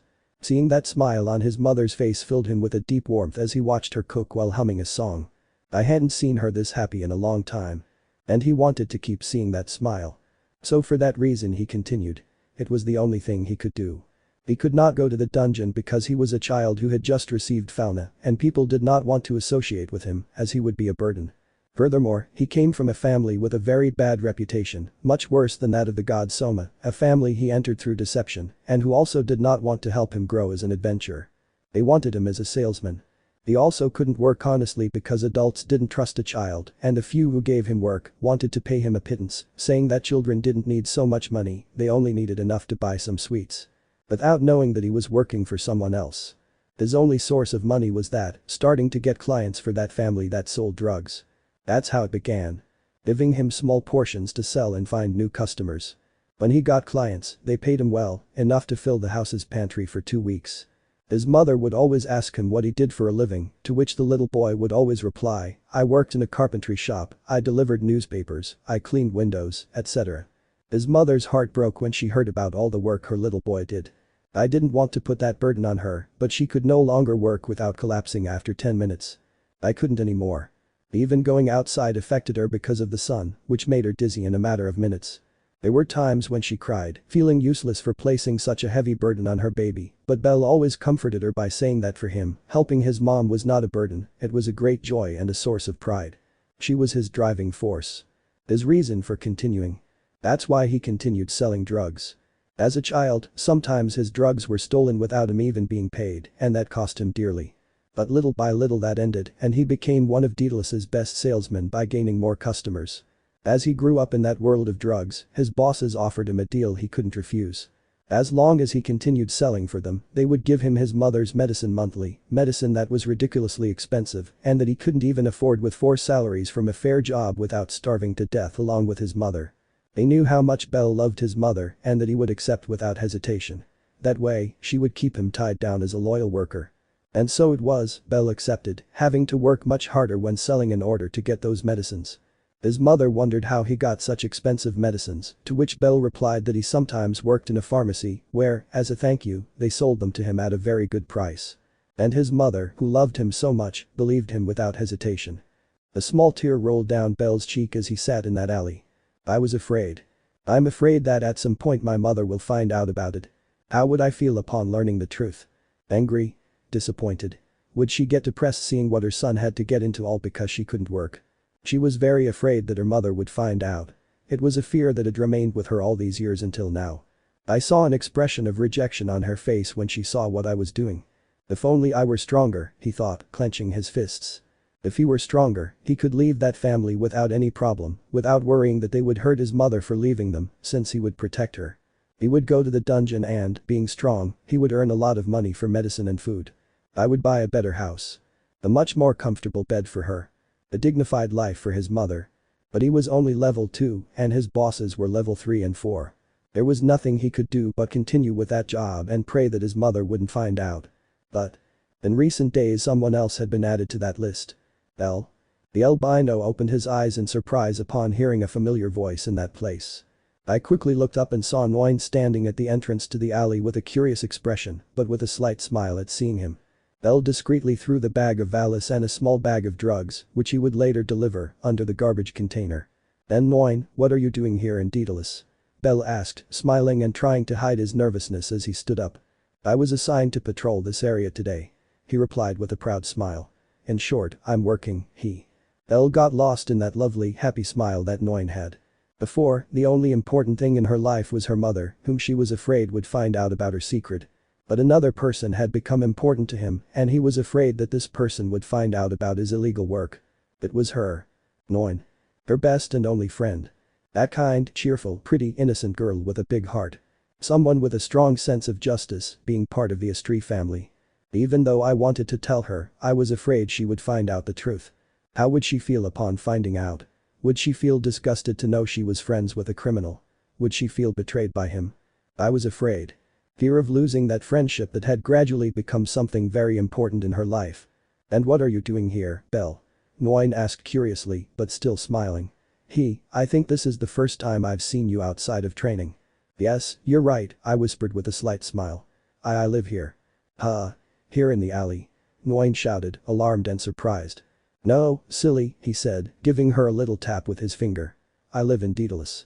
Ooh. Noin's eyes widened in surprise at this revelation. I understand, that's why I never saw you in the main city. You live here. Noin smiled happily upon hearing that. It was something new he knew about his best friend. "Yes, I don't live very far from here, actually," he replied, scratching his cheek. "I stay here in Daedalus. I only go to the main city to train with you or do the shopping." "Good, good, finally I know more about you," Noin agreed happily.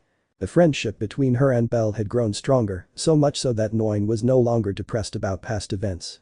Now she always carried a beautiful and happy smile on every patrol. Even some boys were a little mesmerized when they saw her walking with her other friends because of that beautiful smile she wore. She was no longer so much a shadow among them, but Noin didn't seem to notice any of that, or perhaps she didn't attach importance to those looks. All she cared about was her friends, her goddess, protecting the city, and him, her great friend. "So you live nearby," Noin whispered, looking down the street. "I'd like to visit your house. If you want, you can come." "Hey?" Noin looked nervous and somewhat embarrassed when she heard that. She had said it without thinking, but the truth is that she didn't feel ready to go to Belle's house. It was too embarrassing. I can't, I'm working," she laughed nervously. "Then come tomorrow," Belle said, smiling slightly. "Tomorrow is Sunday and you don't work, or at least that's what you told me." I didn't know why, but Belle wanted to introduce Noin to his mom. She wanted the only two important people in her life to meet. Although it was very likely that his mother would make a huge, excited scene when she found out that he had invited a girl to the house. I could already imagine her walking back and forth, preparing the house to receive her. He just hoped she wouldn't embarrass him in front of her with her jokes or get too excited thinking he was her boyfriend. It was very likely to happen. "There's someone important I want to introduce you to," Belle whispered with a slight smile, making Noin's nervousness disappear. The girl just stared at him. That smile told her that the invitation was something more, something very important, just as Belle said. "Someone important," Noin whispered.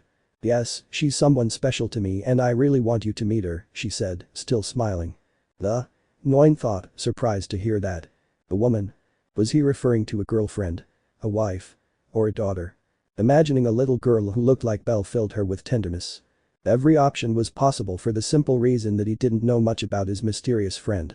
And apparently he wanted to leave it as a surprise, so I would play along. "Great. I accept your invitation, Belle," Noin said with a smile, placing her hands on her hips. "Thank you for inviting me, it means a lot to me." Belle inviting her to his house to introduce her to someone important to him made her feel happy that this friendship was genuine. Perhaps some of her friends would tell her not to go, that it could be a trap to hurt her and things like that, but Noin did not distrust Belle. Innocence was something that always characterized her, and fortunately this time she was not wrong. In fact, accepting that invitation would be one of the best decisions of her life. "What time should I show up at your house?" Noin asked curiously. "How about midday? That way you can have lunch there." "That seems perfect to me." "Okay, then I'll write you the address so you don't get lost." Belle always carried a notebook and pencil, sometimes to do accounts and other times to give his clients notes about the next place where they would meet.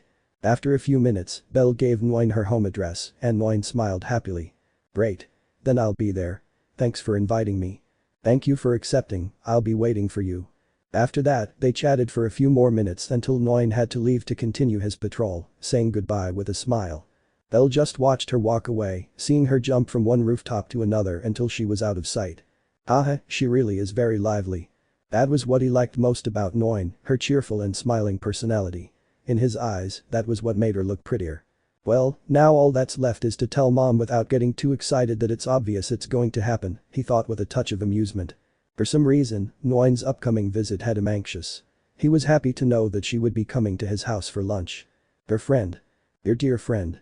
Perhaps he was getting much more excited than his mother would be. Thus, with a slight smile, Belle bent down to take the money and the small bag of drugs that he would hand over later. Although seconds later her smile faded when she remembered a certain detail that she hadn't paid attention to at the time. "I was assigned to patrol this area today." Noin's words echoed in his mind, causing him to open his eyes in surprise and fear. Noin will patrol this area every day. No, there is no. Belle's secret, which he was not yet ready to reveal, would be in danger in the coming days. End of chapter. Chapter 5. Warmth. A young girl walked through the streets of Daedalus, holding a small folded piece of paper in her hands. Her steps were calm, though inside her anxiety grew with every meter she covered. The distant murmur of vendors and the birdsong accompanied her walk under a clear sky and a sun that wasn't strong enough to be bothersome. It was Noin, who had been wandering those unfamiliar streets for several minutes, looking for his friend Belle's house. His brown eyes kept glancing at the paper, trying not to miss a single detail of the address Belle himself had written. Let's see the directions say this way, she whispered to herself, turning the corner onto a narrow street lined with humble houses, some in disrepair. The sound of her boots on the cobblestones was almost all she could hear, as if the world had fallen silent for a moment, leaving her alone with her thoughts. A day had passed since Belle had invited her to his house, and honestly, Noin couldn't help feeling nervous. Every time she remembered that invitation, heat rose to her cheeks, and her heart felt like it was going to leap. He said he wanted to introduce me to someone important. Who could it be?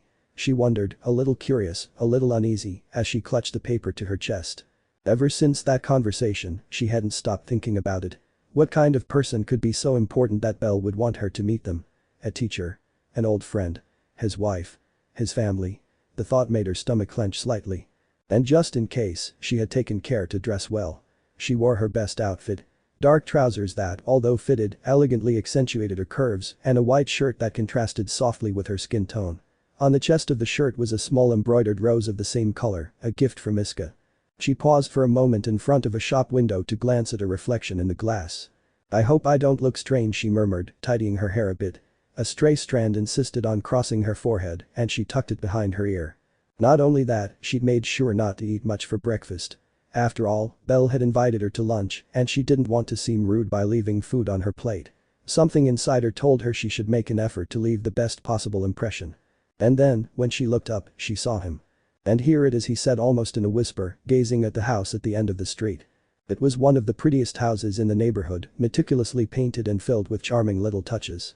Clean curtains swayed gently in the breeze, and in one corner, a small garden displayed brightly colored flowers. A vine was beginning to climb one side of the facade, giving the place a warm and inviting feel. So Belle lives here, he thought, feeling his heartbeat a little faster.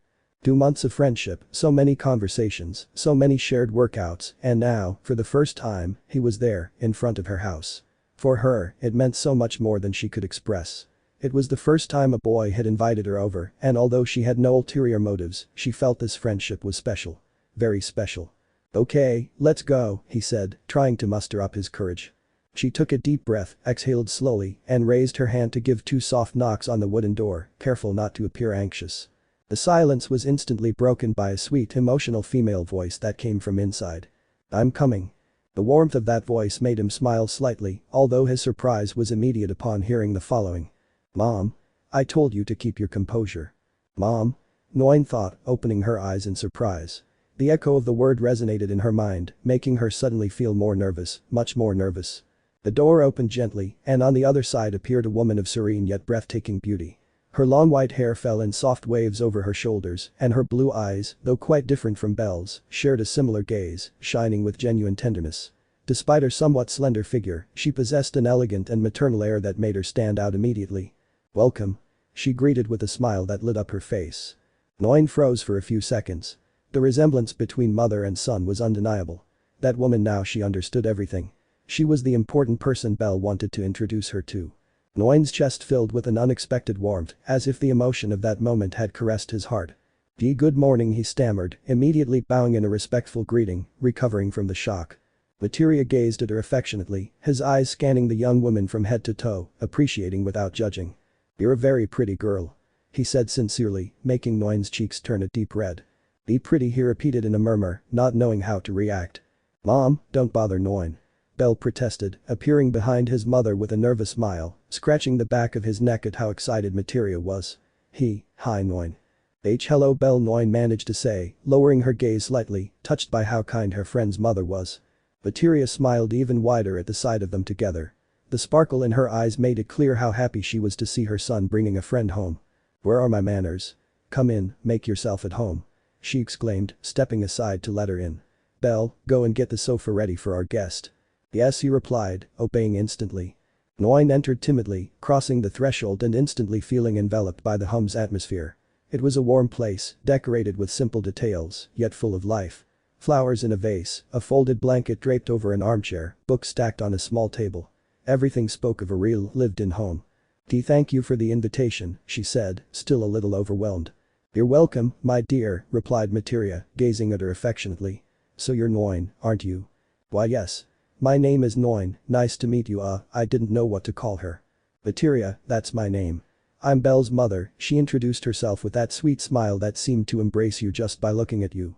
"The pleasure is all mine," Noin replied, trying to return the smile despite his nervousness. "It makes me happy that my son has a friend and that she is so lovely and charming," she added sincerely. Noin blushed to her ears but lowered her head with a small grateful smile. Thank you very much for your words." "Don't thank me, I'm just telling the truth," replied Materia, winking at her sympathetically. "Well. So what?" Noin asked, confused. "When will they stop being friends and start being a couple?" she said with a mischievous giggle. "Mom?"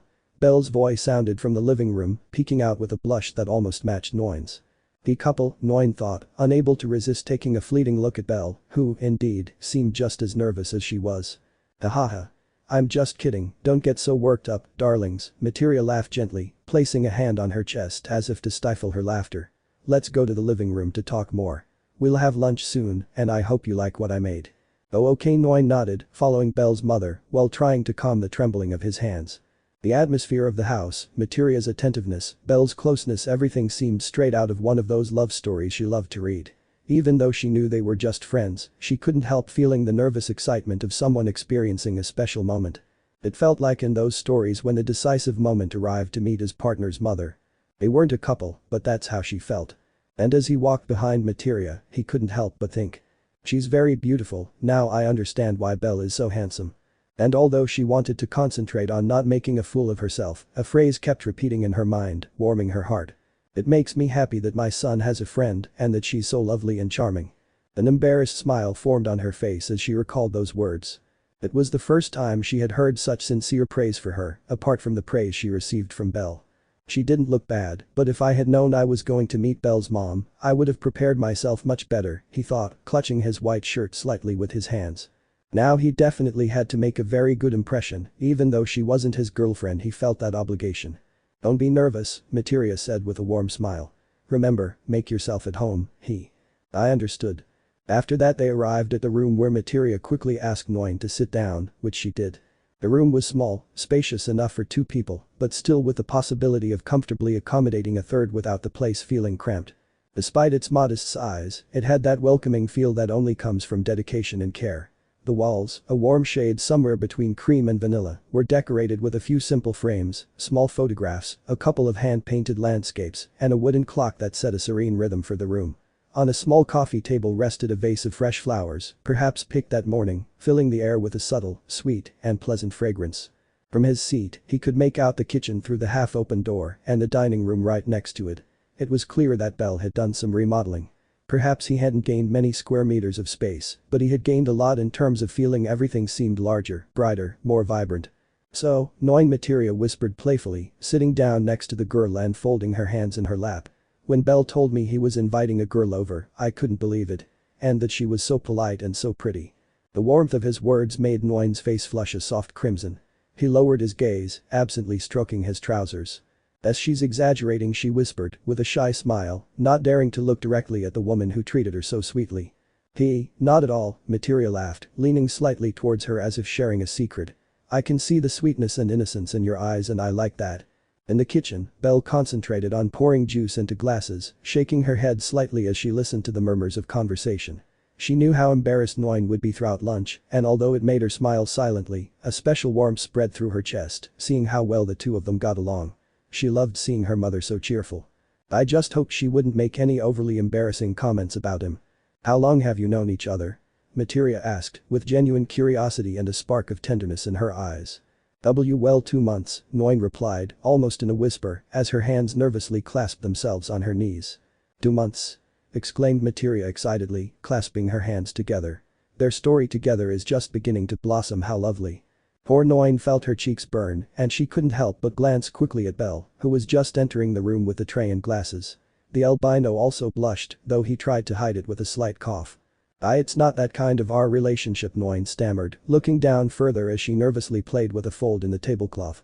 Materia let out a small laugh and gave him an affectionate pat on the hand. Sorry if I'm being annoying," she said, although the mischievousness of her smile said that she didn't regret it at all. "No. I didn't think that," Noin quickly clarified, shaking her hands in front of her, afraid she had made her feel bad. I know, but I can't help it, I'm so excited," said Materia, lowering her voice slightly, and for a moment her expression turned nostalgic. "It's the first time my little one has brought a friend home." He's always been working so hard, it makes me so happy to see him starting to make friends." Her mother's words touched Belle deeply, and she placed the glasses on the table more carefully than usual. A slight pressure settled in her chest, a mixture of pride and melancholy at seeing how much something as simple as sharing her home with someone else meant to her. But at the same time she felt disgust towards him because he had always lied to her, even if it was to help her. She always felt remorse in her conscience. Noin, attentive, noticed the change in his expression. His gaze softened. She didn't like seeing him like this, with that melancholic expression. "I apologize if Belle ever behaved badly towards you," added Materia kindly. "Not at all," Noin replied, letting the words flow sincerely. "Belle has always been very kind to me." Realizing what she had just said, her eyes widened slightly and a blush spread to the tips of her ears. She couldn't believe what had just come out of her mouth, but she didn't deny it either. It was true. Materia put a hand to her mouth to hide the amused giggle that was coming up while her gaze shone with affection. Belle, for his part, looked away, also blushing, and nervously rubbed the back of his neck. "So, someone nice, huh?" Materia whispered mischievously. "Hearing that makes me so happy and proud as a mother. But if he ever treats you badly, don't hesitate to tell me, and I'll reprimand him myself." "He understood," Noin replied, smiling this time with a bit of mischief, taking a sip of the juice that Belle had served him. Belle's mother was a unique person. She had a sweet, cheerful, and loving personality, like any mother, although for some reason she felt that she would become the most terrifying woman if she was made angry. It was better to remain with that small doubt. Belle sat down next to Noin, still a little flushed from everything his mother was saying. He offered his friend a small smile, as if to reassure her not to worry and to relax, that everything was alright. Noin, however, felt his heart pounding. Between the warmth of home, Materia's sweetness, and Belle's closeness, it was hard not to feel this way. After so many little jokes from the woman, she began to feel a little nervous next to the albino. Well, said Materia, rubbing her hands together excitedly as she looked at them both. "How about you tell me how you met while the food is being served? I'm sure it's an interesting and lovely story." Belle laughed softly, scratching the back of his neck since it wasn't the spectacular story his mother had hoped for. It was a quiet start. "It's nothing extraordinary, Mom, we met on the walls of her area while we were training, right, Noin?" "Yes, I was training," and Belle suddenly said that my style was complete garbage and that I had to put down the sword because it was an embarrassment. Belle's face paled when he heard that, seeing how his mother glared at him angrily. "Bellcranel, how could you say those words to such a sweet girl?" Materia asked, threatening to take off her slipper. "No. That's a lie. I blurted out quickly before receiving such a terrible punishment," while Noin chuckled softly. "I only said her style was bad and offered to help. That's all." It's true, Belle offered to be my teacher, and I must say he's very good, I've learned a lot from him." Materia listened to them with an enchanted gleam in her eyes. "Oh, how lovely. My son acting like a teacher to impress a girl," she exclaimed, clasping her hands and gazing tenderly at her son. "My little knight in shining armor, I'm sure you'll soon charm Noin." "Mom, please." Belle put a hand to his face, red as a tomato. Noin let out a shy giggle at the sight, which helped make the atmosphere feel even more welcoming.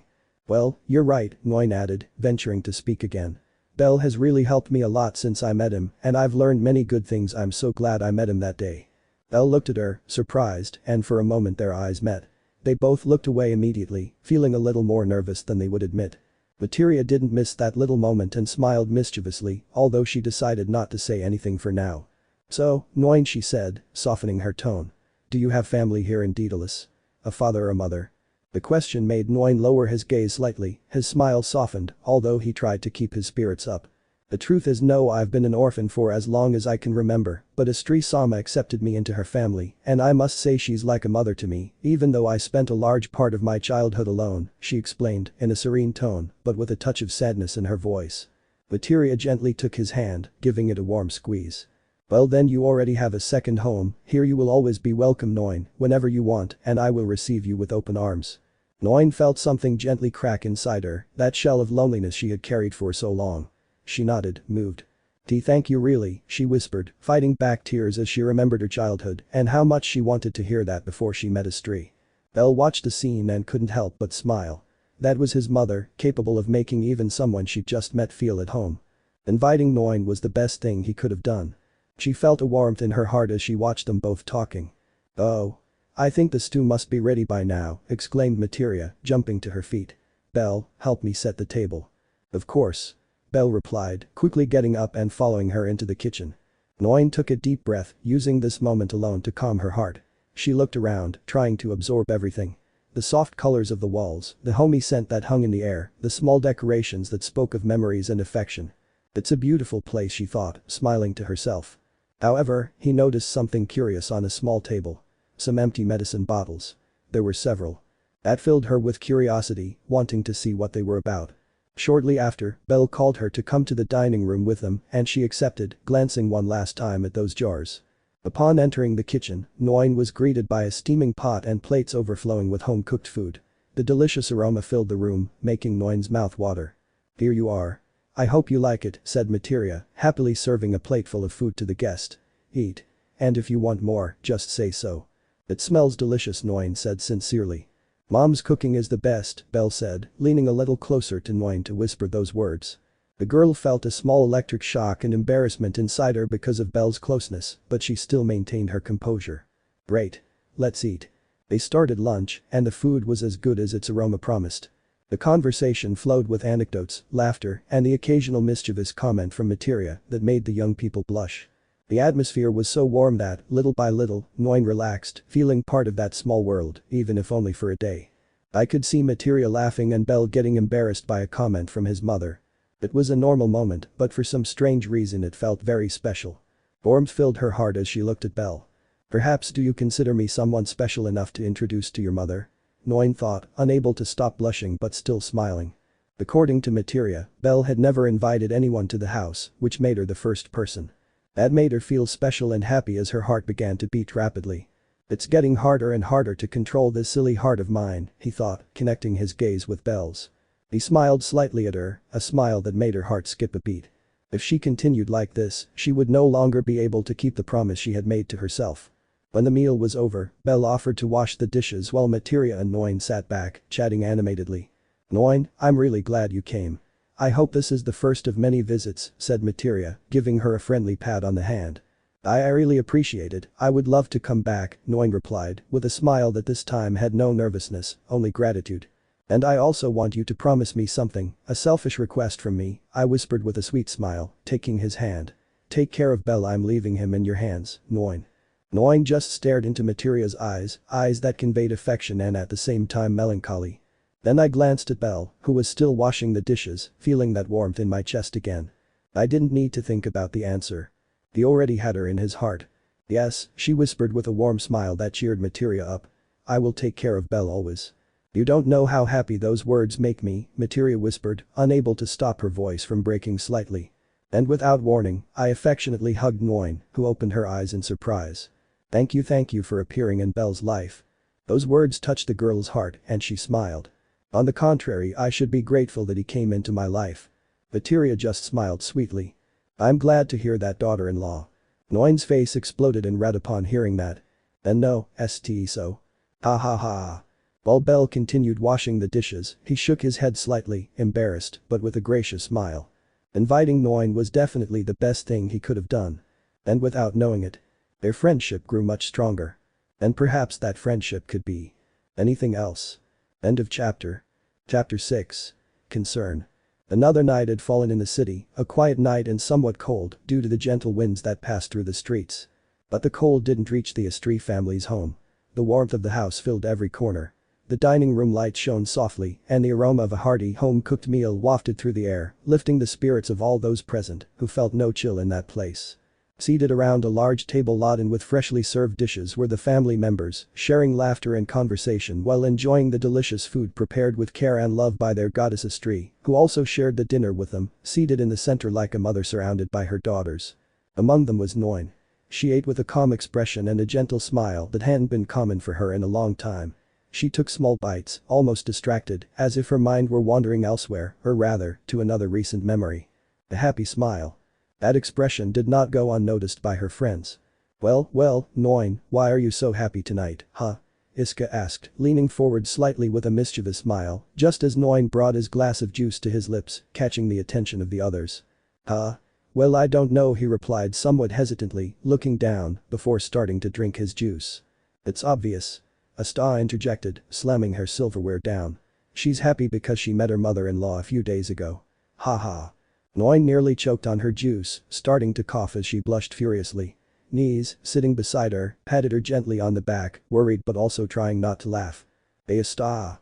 exclaimed Noin, still coughing. "Miss Materia is not my mother-in-law." "Ha ha ha ha," burst a dwarf, her face almost red from laughing so much. "Stop laughing, you wretched dwarf," Noin said in embarrassment, covering her cheeks with both hands. "Hestia, are you drunk?"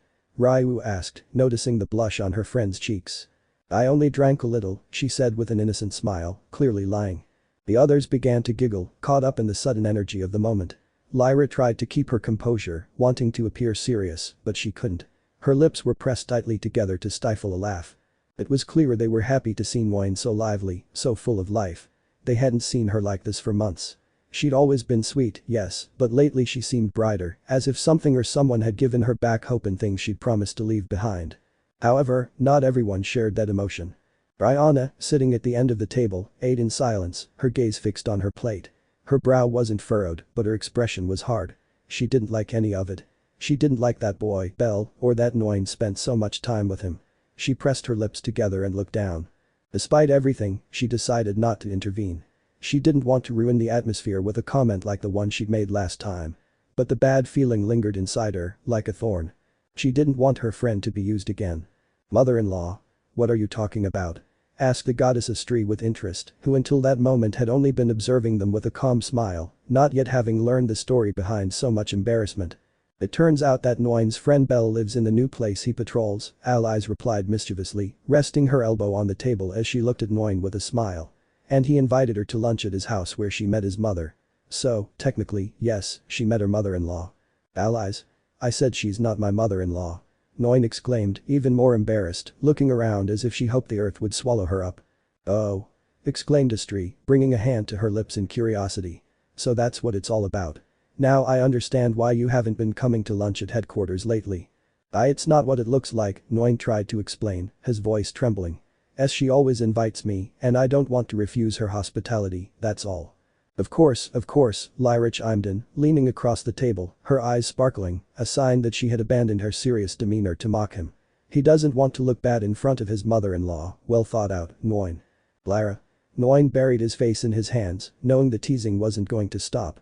Laughter erupted again, now more lively. The atmosphere was filled with warmth. Every word was a loving joke, not meant to hurt Noin's feelings. Every teasing disguised the happiness they felt for her. Those were the moments when they all felt most united. Astri watched the scene in silence, smiling slightly. Her gaze fell on Noin, and she thought to herself that perhaps, just perhaps, this boy was different and truly wanted a good friendship with her. But she also noticed Ryan's gestures and understood that not everyone was happy about it. Meanwhile, Noin hid his face, eating more slowly, unable to stop smiling despite his embarrassment. "Fools," she whispered, barely audible, bringing another bite to her lips with a sweet expression. "They're all fools." But deep down, that moment, those jokes, those laughs, were what he treasured most. He loved his family. Ahem. The Gaia, sitting with her back straight and a more serious expression than usual, had coughed, intending to get everyone's attention. Her gesture was subtle, but enough to capture the attention of all those present, causing them to stop laughing. The silence slowly formed, and the last dying giggle faded as they all turned their eyes to her. "Ugh, she's ruined the atmosphere," Lyra muttered with exaggerated weariness, resting her head on one hand as she stirred her plate with her fork. Her voice sounded almost resigned, as if she knew what was coming. The Gaia glared at her, frowning slightly with that typical authority she commanded, without needing to raise her voice.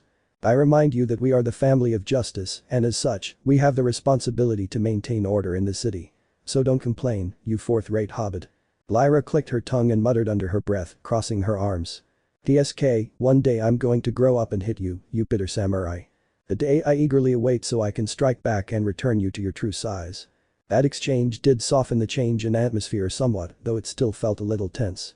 Everyone knew that when Kagaya became serious, it was because something important was happening. Astri, who until now had been watching with interest, tilted her head slightly with a soft but curious smile. "Is something happening in the city?" he asked calmly, putting his cutlery aside. The Gaia straightened up, placing both hands on the table. Her eyes slowly scanned her companions, taking in their expressions. "Now that we are all gathered here, I want to inform you of something I have been investigating in recent days." The room fell silent. The distant sound of the fireplace burning wood was the only thing that could be heard. No one interrupted. They all knew Kagaya rarely sought attention like that. Even the most mischievous, like Asta and Iska, straightened up in their seats. the shift in energy was palpable. As you know, Noin and I have been patrolling the streets of Daedalus. A place that until recently was under the watch of the Ganesha family. Yes, although that was only on paper, Iska murmured, a hint of annoyance in her voice. That place is a messy labyrinth, and Ganesha's people preferred to avoid it whenever possible. And Ganesha was very upset when he found out about that, Astri added with a sigh. It was a mistake to assume they were doing their job. That's why they temporarily assigned us to Daedalus while they reorganized their patrols. Pagaya nodded emotionlessly. Her gaze hardened slightly. And it is precisely in Daedalus where I have been collecting very interesting information. She paused briefly, her gaze shifting slightly to Noin, whose cheeks were still flushed from the earlier teasing. But this time, the Asian woman offered her a sarcastic half-smile. Although of course, I doubt Noin had time to investigate anything considering she was probably very busy flirting with her boyfriend. The girls, who had been serious until a moment ago, began to laugh a little at what the Asian girl had said. Noin, meanwhile, choked slightly on his bread roll, coughing as his face flushed again. Pagaya, she tried to defend herself, her voice trembling with shame. Yes, whatever you say, Kagaya replied without even looking at her, calmly taking a sip of her juice, as if she were talking about the weather. Anyway, let's get down to business. Rihanna, who had remained silent until now, raised an eyebrow with some unease. And what information did you get? He asked, sounding somewhat worried. Kagaya slowly lowered the glass. Her gaze was fixed on an imaginary point on the table. Then, without drama, she simply said. Drug traffic. The words echoed in the dining room. There was a moment of silence in which no one reacted. Only the sound of the fork hitting the plate as Salty let go. Drug trafficking. The elf repeated in a nervous voice. Yes. Apparently, there's an organization operating within Daedalus that's been distributing illegal substances for quite some time. Kagaya frowned as she said this. Just yesterday, I caught 3 addicts with small bags hidden on them. They were all high, trembling, but they didn't say anything. Nothing at all. Not even a name? Niz asked, with concern in his eyes. Nothing. Not a single clue. Not even where exactly they get the merchandise. All they said was that the seller is always changing locations. They don't trust anyone.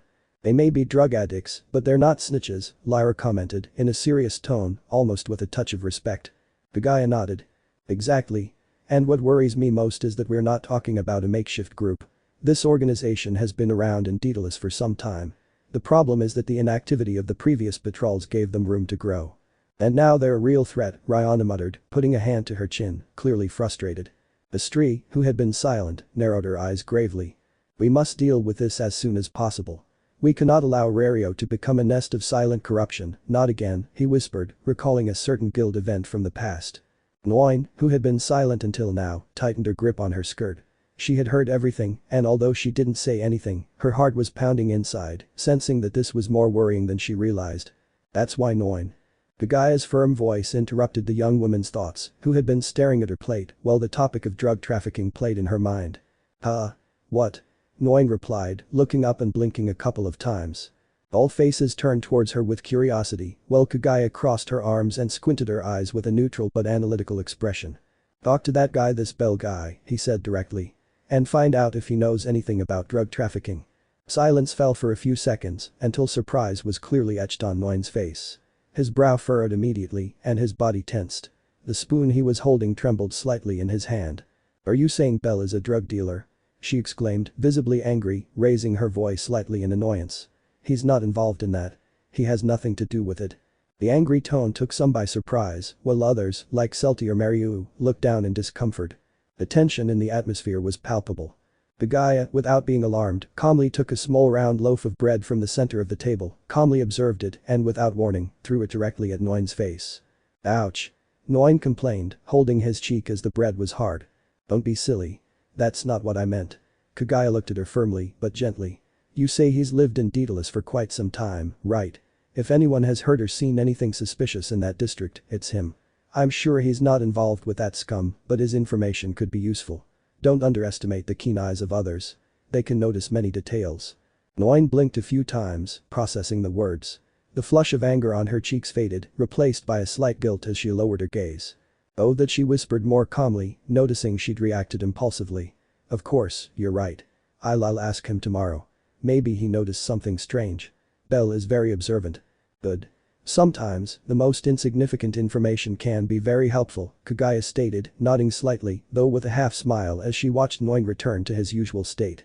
Evilus may have disappeared by now, but it seems the filth finds new places to hide, a star remarked, stretching his arms back with a tired sigh. The city is never truly clean. Allies murmured thoughtfully, bringing a finger to her chin as her expression turned analytical.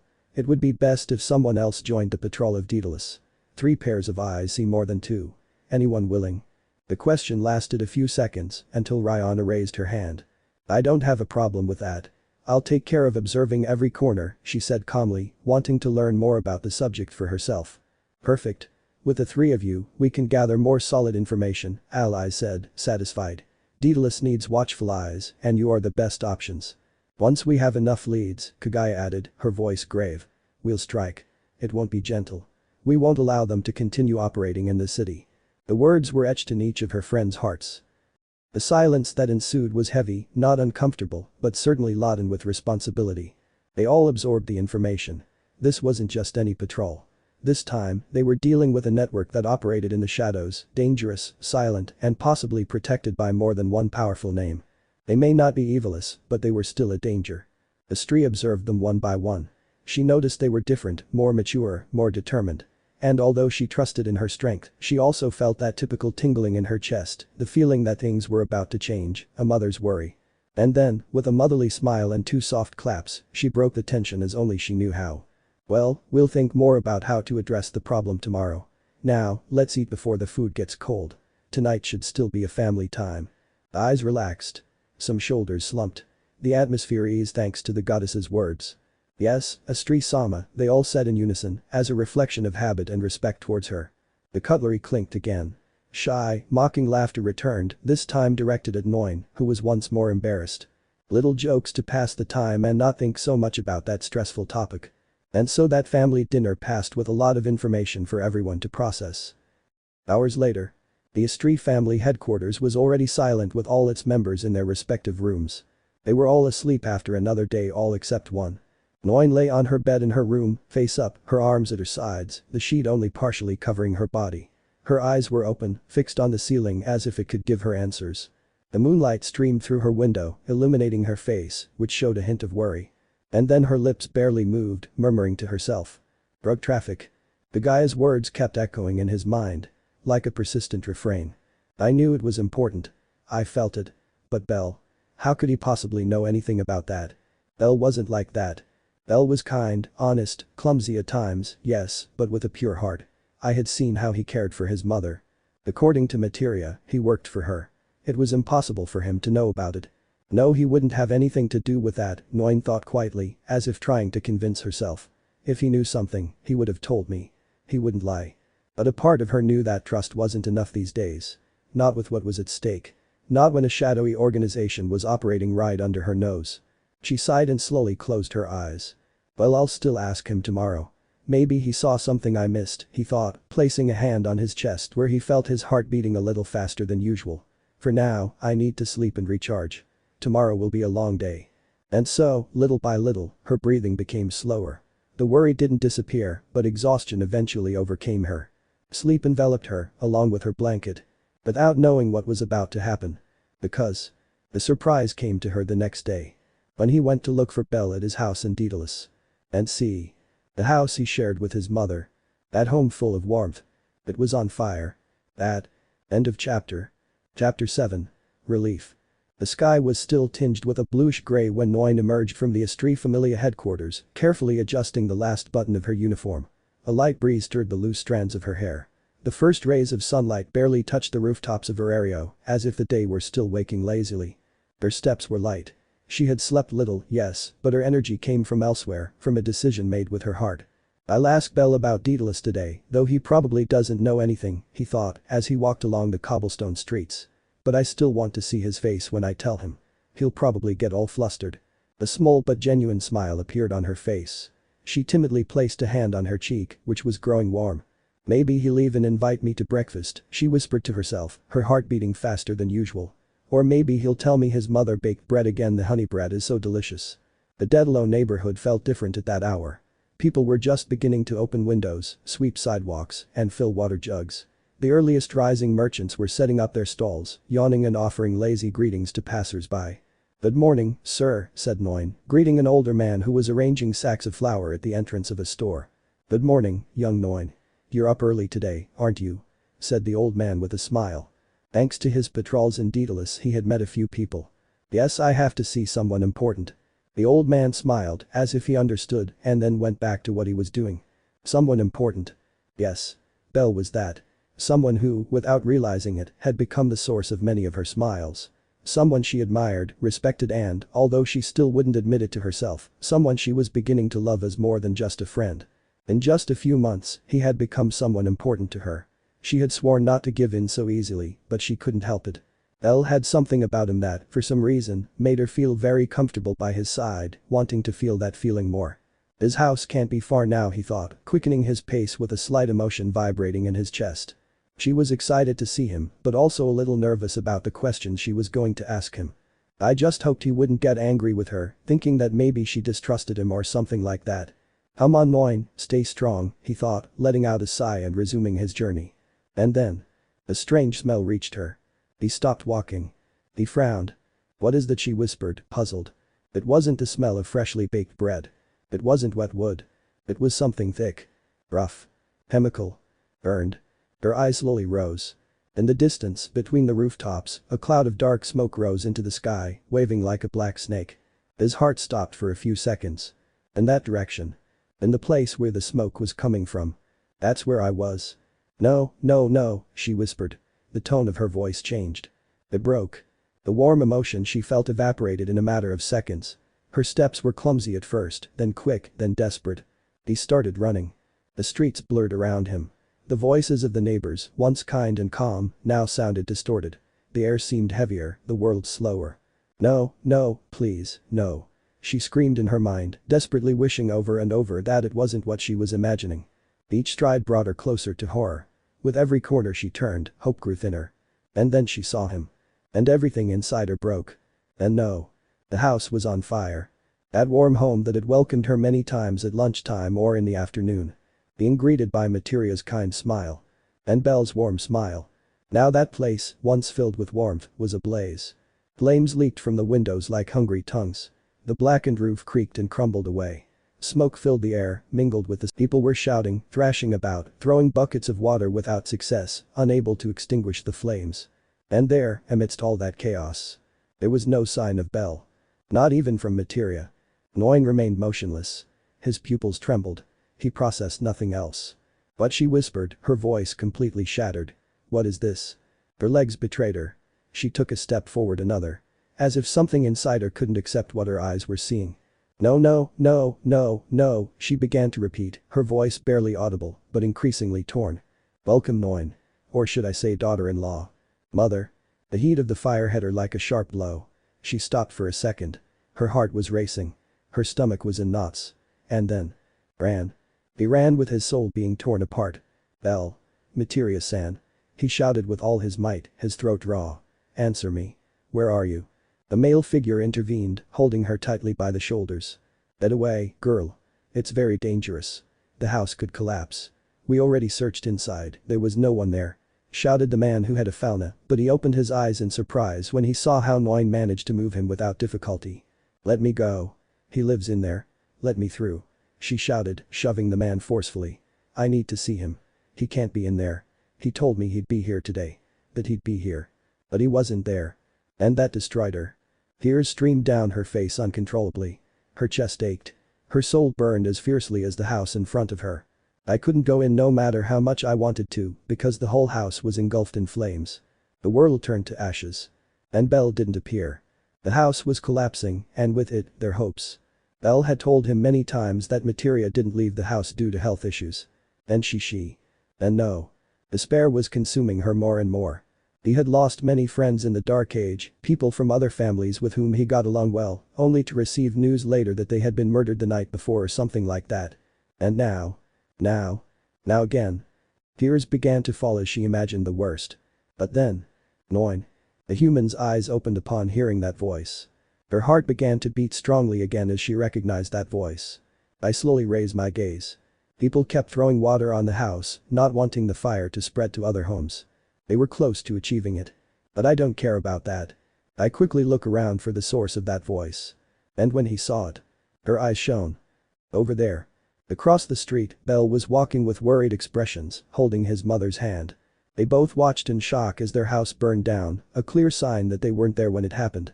The warmth and enormous relief that Noin felt at that moment was immense. They were alive. He was alive. Belle. And without thinking twice, he ran. She ran towards him, who looked at her in surprise. And when he had it close. I hug him tightly as if I never want to let go. Belle. She shouted, still with small tears in her eyes, only this time tears of relief at seeing him alive. He felt the worst sensation and the greatest warmth in a matter of seconds. All for him. Belle barely had time to react. He felt the soft but firm impact of Noin's body against his, her arms wrapping around him tightly, almost desperately. For a second he didn't know what to do. She wasn't usually like this, but the trembling of her hands, the way her face was buried against his chest, it said it all. Noin, he whispered, bewildered.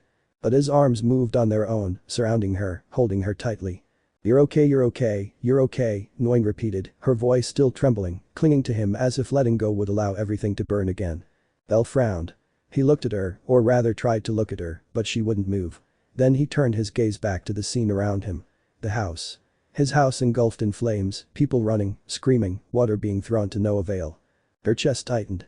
The smoke, the ashes floating in the air, and then she understood. Did you think that? Noin didn't answer. She couldn't. She had a lump in her throat so tight it hurt. A torrent of emotions blocked her words. She just shook her head, clinging even tighter to him, as if letting go would allow everything to burn again, as if his touch was the only thing keeping her world standing. I'm sorry, Belle whispered, holding her close, his tone guilty, though it wasn't her fault at all. We weren't home, we left early before the sun was high, we went to buy things for breakfast, and I didn't think. No, don't apologize, Noin finally managed to say, her voice barely audible, her words choked with emotion. Just. She raised her face, at last. Her eyes shone. Filled with tears yet to be shed. With accumulated terror. With an anguish that was only now being released. I thought I had lost them. Her voice broke on the last word. And that was enough to make Belle feel a pang in his chest. He tightened his embrace a little more, lowering his head. We're here. No, we're fine. She closed her eyes. She felt his warmth. His familiar scent. His voice. All that was enough for her to feel that the world was back to normal. I thought I was going crazy, she said with a trembling sigh. I didn't see you in the crowd, I didn't see your mother, the house. I know it must have been awful. Belle slid a hand protectively across his back. I'm so sorry, Noin. For the first time, she didn't want to appear strong. She didn't pretend to be okay. She just stood there, her face hidden against his. She needed that moment. I didn't know what to do, I just ran, I couldn't think, she murmured. But are you okay? She slowly pulled away from the embrace, her cheek brushing against Belle's chest one last time, as if she found it hard to let go, as if she feared that by doing so, he would disappear. But she had another wound before her. Another soul that also trembled before the flames. Noin turned and, without losing a moment, ran towards Materia, who remained motionless, rooted to the ground like a fragile statue about to break. The woman gazed at the charred remains of what had been her home, her eyes shining with the reflection of the fire, and tears welling in her eyes. Materia-san, Noin whispered, his voice still raspy and soft. He approached slowly, as if afraid of breaking something already too damaged. When he was close enough, he wrapped his arms around her with great tenderness. Materia took a few seconds to react. She blinked slowly, as if she had been lost in a nightmare and was only now waking up. Ah, Noin-chan, he murmured, his voice weak, dry, fragile like a withered leaf. Then it happened. Her body, until that moment rigid and frozen, began to tremble. At first it was a slight shudder, almost imperceptible, but it intensified with each passing second. Her chest rose and fell with difficulty, her lips pursed as she tried to contain the inevitable. By my house, she stammered, as if she couldn't believe what she saw before her eyes. Our home, our things, Belle, everything she built, the details, the book she chose, the curtains we hung together, the garden, ah. Her voice broke, shattering like a crystal glass falling. She instinctively brought a hand to her lips, as if trying to hold back the tears already streaming down her cheeks. Thick, heavy, silent tears. Tears born of years of memories, of every shared laugh, every meal cooked with love, every night the house was filled with her son's voice. Noin held her tighter, feeling the woman's body cling to his in desperation. I'm here, Noin whispered, gently rubbing her back. I'm with you, Materia-san. Materia's crying could no longer be contained. Heart-wrenching sobs escaped her lips as she clung tightly to the young woman, as if that embrace were the only thing keeping her standing. I can't believe it, she sobbed. I woke up this morning to water the plants to the sound of Belle's voice, and now there's only smoke and ashes. Noin swallowed, feeling a lump in his throat. He wanted to say something to ease the pain, but there weren't enough words. As the scene unfolded before him, Belle watched them in silence. His chest ached as if an invisible hand were mercilessly crushing it. She, who had always greeted him with a smile, who had made their home a sanctuary of peace, tenderness and love, now seemed broken just like in those days when he was a child. Broken inside. Belle lowered his gaze, closing his eyes tightly, and when he opened them again, he looked at the charred remains of his house. Smoke still rose into the sky. She felt something boil in her chest. A dense dark anger. Her breathing became rapid. Her hands trembled, clenching tightly. Her nails dug into her palms. This was on purpose, he thought. I knew what this was. The warning. A message. He gritted his teeth. The fire continued to devour what little remained. Damn you, he whispered, barely audible, his voice a thread filled with suppressed rage. His eyes shone with a mixture of helplessness and fury. That. All. I couldn't go on like this anymore. End of chapter. Chapter 8. A new home. This can't be happening. These were Belle's thoughts as he did his best to hide his nervousness. Why was he nervous? Was it because of all the pairs of eyes on him? Perhaps, but that wasn't all. It was what all of that meant to him and the danger it posed. And what was happening? Well. Please Astri-sama, allow Belle and his mother to live here for a while were Noin's words as she clasped her hands together in a pleading tone. Exact. The moment the whole house burned down and they realized they had indeed lost absolutely everything, Noin made a decision. He would never allow his friend and his mother to live on the street. In all the time he had spent with them, he had realized that they had no one else. It was just the two of them, and that meant they would be living in some alley while Belle watched them recover from that hard blow. And she would never allow that to happen. She would help in any way she could. She wouldn't let them sleep on the street. So once Materia calmed down after the loss of the house, she proposed the idea of them living temporarily at her headquarters, saying that she herself would speak with her goddess and family so that they would accept them. Belle obviously got nervous when he heard that, but Noin believed that those nerves were because he would be temporarily living in an all-women headquarters. When in reality her nerves were for another reason. And no, we cannot accept that, Noin. And as was obvious, he refused her proposal. But Noin was Noin, he wouldn't take no for an answer. Absolutely not. I won't allow Materia-san to live on the street, and neither will you. You are my family too, and I won't allow it. Those words truly touched Belle's heart and he could only see the girl's eyes shining. He asked himself the same question every day. Whether he deserved the friendship of such a wonderful girl as Noin. And his greatest fear. What would she do if she found out the truth? Would she hate him? That terrified him. So we're going even if you don't like the idea. I know it's hard to accept, Belle, but put yourself in my shoes. Would you abandon me if I were going through a bad time? Of course not. I would help you. That answer made Noin smile warmly and affectionately. Then let's go, he whispered, taking her hand and Materia's. Belle let Noin lead him, feeling the warmth of her hand in his. The determined look on the girl's face was so unwavering that he didn't have the courage to resist. On one hand, he felt humiliated, now a burden, but on the other, the relief of knowing his mother would have a roof over her head was stronger than any pride he might have. Upon arriving at the Estrie Familia headquarters, Belle's heart pounded. Everything was too bright, too clean, too fair. The white walls, the vases of fresh flowers, and the air that smelled of incense and hope made him feel like an intruder with muddy feet, defiling that sacred place. Materia clung to him, her hand trembling slightly, and Belle knew she felt that discomfort too. When Noin opened the door and saw his goddess and the rest of the girls, he rushed to explain what had happened, every detail, so that they would understand his concern. While Belle could feel each of the girls' gazes on him as they listened, most of them were curious and understanding. But there were two different perspectives from the rest. Two more looks cold. Sharp. When she looked at those two people, for some reason she felt they would be dangerous. It was Rihanna and Kagaya. Although both of them had understanding looks as they listened to what Noin was saying, their looks also judged him. It was as if they were analyzing him, and that made him nervous. Please, Astri-sama, allow Belle and his mother to live here for a while, Noin repeated, his voice pleading. Belle is my friend. I know it would be awkward for a boy to live here, but I can't leave him. I can't do that. Belle just stared in surprise at Noin, seeing how her eyes were shining. He didn't deserve it. He didn't deserve all that. I didn't deserve a friend like her. He didn't deserve it. Meanwhile, Astri remained calm, listening to Noin's entire explanation about the misfortune that his friend and his mother had experienced. She didn't know Belle or her mother at all, but she knew that both of them were very important to Noin. She knew this from all the radiant smiles the girl had on her face since she met that boy.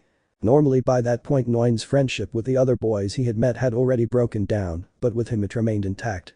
In fact, with each passing day it grew stronger and stronger. Noin trusted him completely. His daughter was very innocent. Astrid glanced sideways at Belle, noticing how tense he looked. Was it because he was surrounded by many women? No, if that were the case he would also look embarrassed, but I didn't see that reaction in him. So why that attitude? Astrid-sama, please. Noin spoke again when he saw that his goddess was saying nothing, believing that she would refuse, but her silence was not due to that. Even so I don't see any evil in him, Astrid thought, closing her eyes. Only sadness and guilt. Why? Now that she had met her daughter's famous friend, she could see that he was more than just a simple boy, that he was different from the others she had met. For some reason, she felt he was hiding something, and it made her curious. But it wasn't the time for that, not after hearing about the tragedy they had just gone through. Astrid, with a serene smile that radiated peace, rose from her seat. She approached Materia and gently took her hand. Noin said your house burned down. Is that true? She asked, with a warmth that seemed to erase the coldness of the loss. Materia could only nod, a lump in her throat. The woman's tears began to fall. I am so sorry for your loss, it is very hard to lose your home, the goddess whispered compassionately. Although she was not a goddess of beauty, Astrid could say with certainty that the soul of the woman standing before her was pure, a soul without any kind of evil. I could see it in his eyes. As the goddess of justice, it is my duty to help all those in need, Astrid whispered with a warm smile. But this decision doesn't belong to me alone, but also to my other daughters. Astrid turned to look at the rest, who had remained silent throughout the conversation. Do you agree that the two of them can live temporarily at our headquarters until they find a new home? She asked all her daughters. Noin just turned to look at her companions with pleading eyes, hoping they would accept. All the girls just looked at each other, as if they were communicating with their eyes to make a decision. Until the first to speak, as was obvious, was Allies. Of course they can stay. Shouted the smiling Retid. My sense of justice is to help anyone in need, and that's what I'll do. Besides, they're important people to Noin, and if Noin trusts them, then so do I. Allies, Noin whispered, feeling touched by her words. That's why she loved her so much. She was always the first to support her, she was the best captain she could have had. Well, if they need help we can't turn a blind eye. I'd be ashamed to say we're bringing justice while ignoring people who need help, Niz said with a warm smile. I think the same, Mariu added. If it's within our power, then we must help. I honestly know very well what it feels like to live on the streets and have nothing. Lyrich chimed in, looking away. So I don't mind if they stay, but entering my workshop is forbidden. Well, I admit it'll be a little awkward, Ryu whispered, referring to Belle. But if Noin trusts them, then it's fine. The human's eyes lit up with happiness as she saw how one by one her friends accepted. Although there were still two girls who hadn't said anything. Kaguya and Rihanna. And do you agree? Astrid asked, still smiling. As long as he doesn't do anything weird, fine, Rihanna replied, looking away. Belle isn't like that, Noin whispered, frowning at the comment. If you agree, Astrid-sama, then I agree too, Kaguya said with the typical fake smile she always showed, although Astrid could tell that she was telling the truth. And with that said, all the girls gave their opinions. Astrid, happy to see that her daughters had accepted, turned to look again at Materia and Belle, smiling warmly. It is our family's duty to help those in need, Astrid said, taking Materia's hand again. Of course you can stay. Please, make yourselves at home. Everything will be all right and we will support you in everything. Upon hearing those words, Materia could no longer contain herself. She burst into tears, sobbing loudly, which broke the hearts of those present. Sorry, not content with being a burden to my son, I will also be a burden to Yu, he said, his voice breaking. Mom, you're not a burden, Belle whispered, hurting at those words. You never will be. Astrid just smiled affectionately and hugged Materia, stroking her hair. You'll see, you'll be able to get through this, she whispered in a warm voice. So if you need to vent, do it, we're here for you. Materia just cried from the pain of having lost her beloved home and from believing that she would now be a burden to the rest. Some girls like Allies, Niz, Iska, Mariu and Ryu approached the woman to offer words of encouragement because even though they had just met her, they didn't like seeing her so devastated. Belle was overwhelmed by the kindness of these people. The warmth and compassion of the Astrid family were so profound that it made him feel as if he were invading a sanctuary. His mind, which had always been on high alert in the streets of Daedalus, screamed at him to flee, that he didn't deserve such kindness, but his heart, weary of so much pain, only wanted to accept the refuge they offered so that his mother could find peace. He turned to look at Noin, who was also watching him. The girl smiled at him warmly and happily, her eyes shining with the innocence and kindness that Belle had come to cherish. Seeing her like that, so happy to have helped them, filled his chest with a mixture of love and unbearable guilt. What had he done to deserve such a wonderful girl? How could he, a small-time drug dealer, be worthy of her friendship, of her trust? Noin, Miss Materia must be tired. Why don't you show them the guest room so they can rest? Astri said in a soft voice when she saw that Materia's tears had calmed down. Yes. And Noin accepted without hesitation. Noin approached him and took his hand. His touch was firm and reassuring. Come, I'll show you your room. Belle followed her in silence, with Materia at her side. Belle's mother was no longer crying, but her face still reflected the pain of her loss. The other girls in the family watched them, some with looks of genuine concern, others with a curiosity that Belle couldn't help but perceive as a threat. Thank you so much, Astri Sama Belle whispered, his gaze lowered as he passed by the goddess. I hope you feel comfortable here, she said with that same warmth, watching as he avoided looking her in the eyes.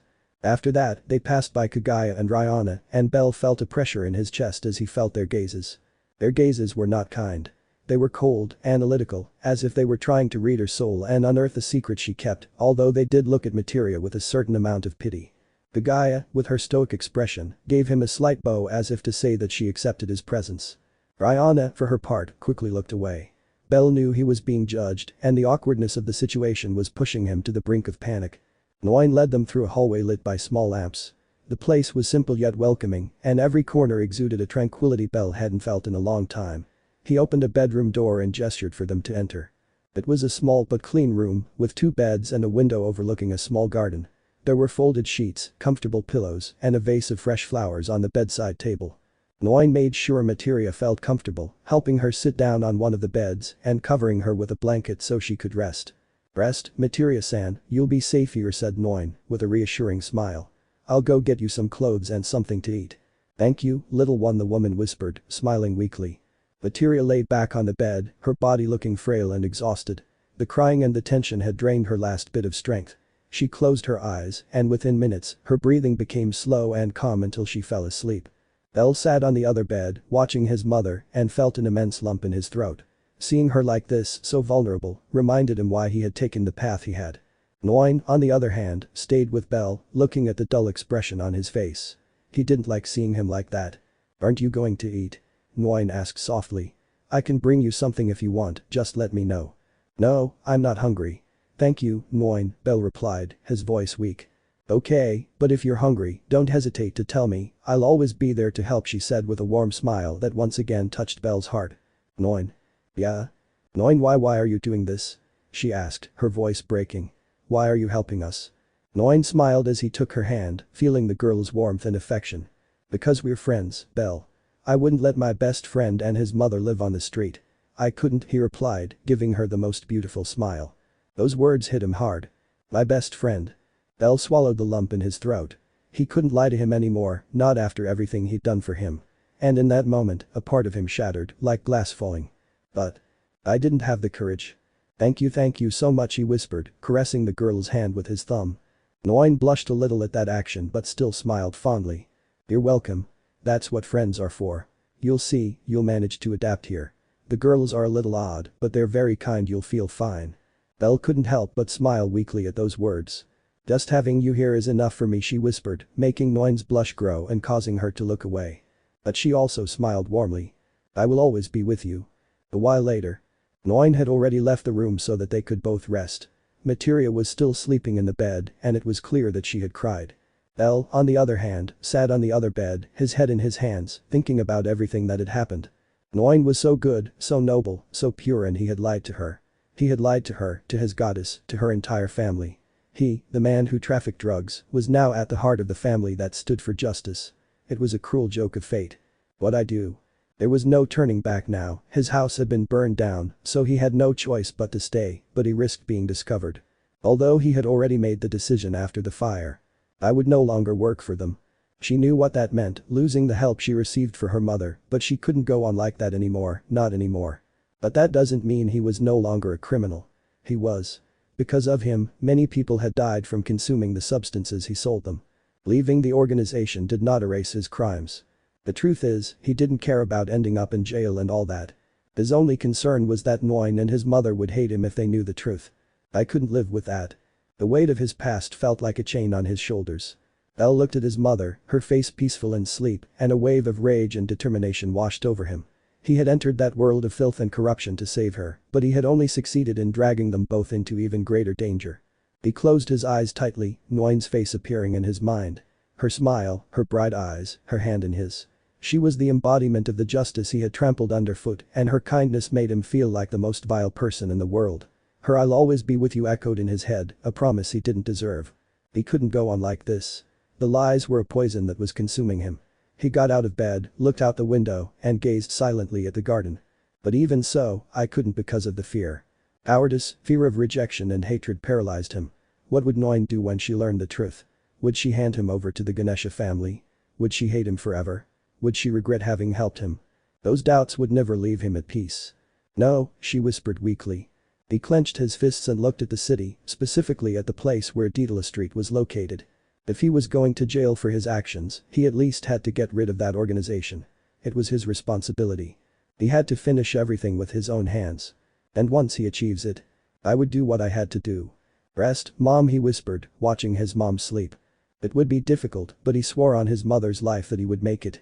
"I would defeat that organization even if it was the last thing I did."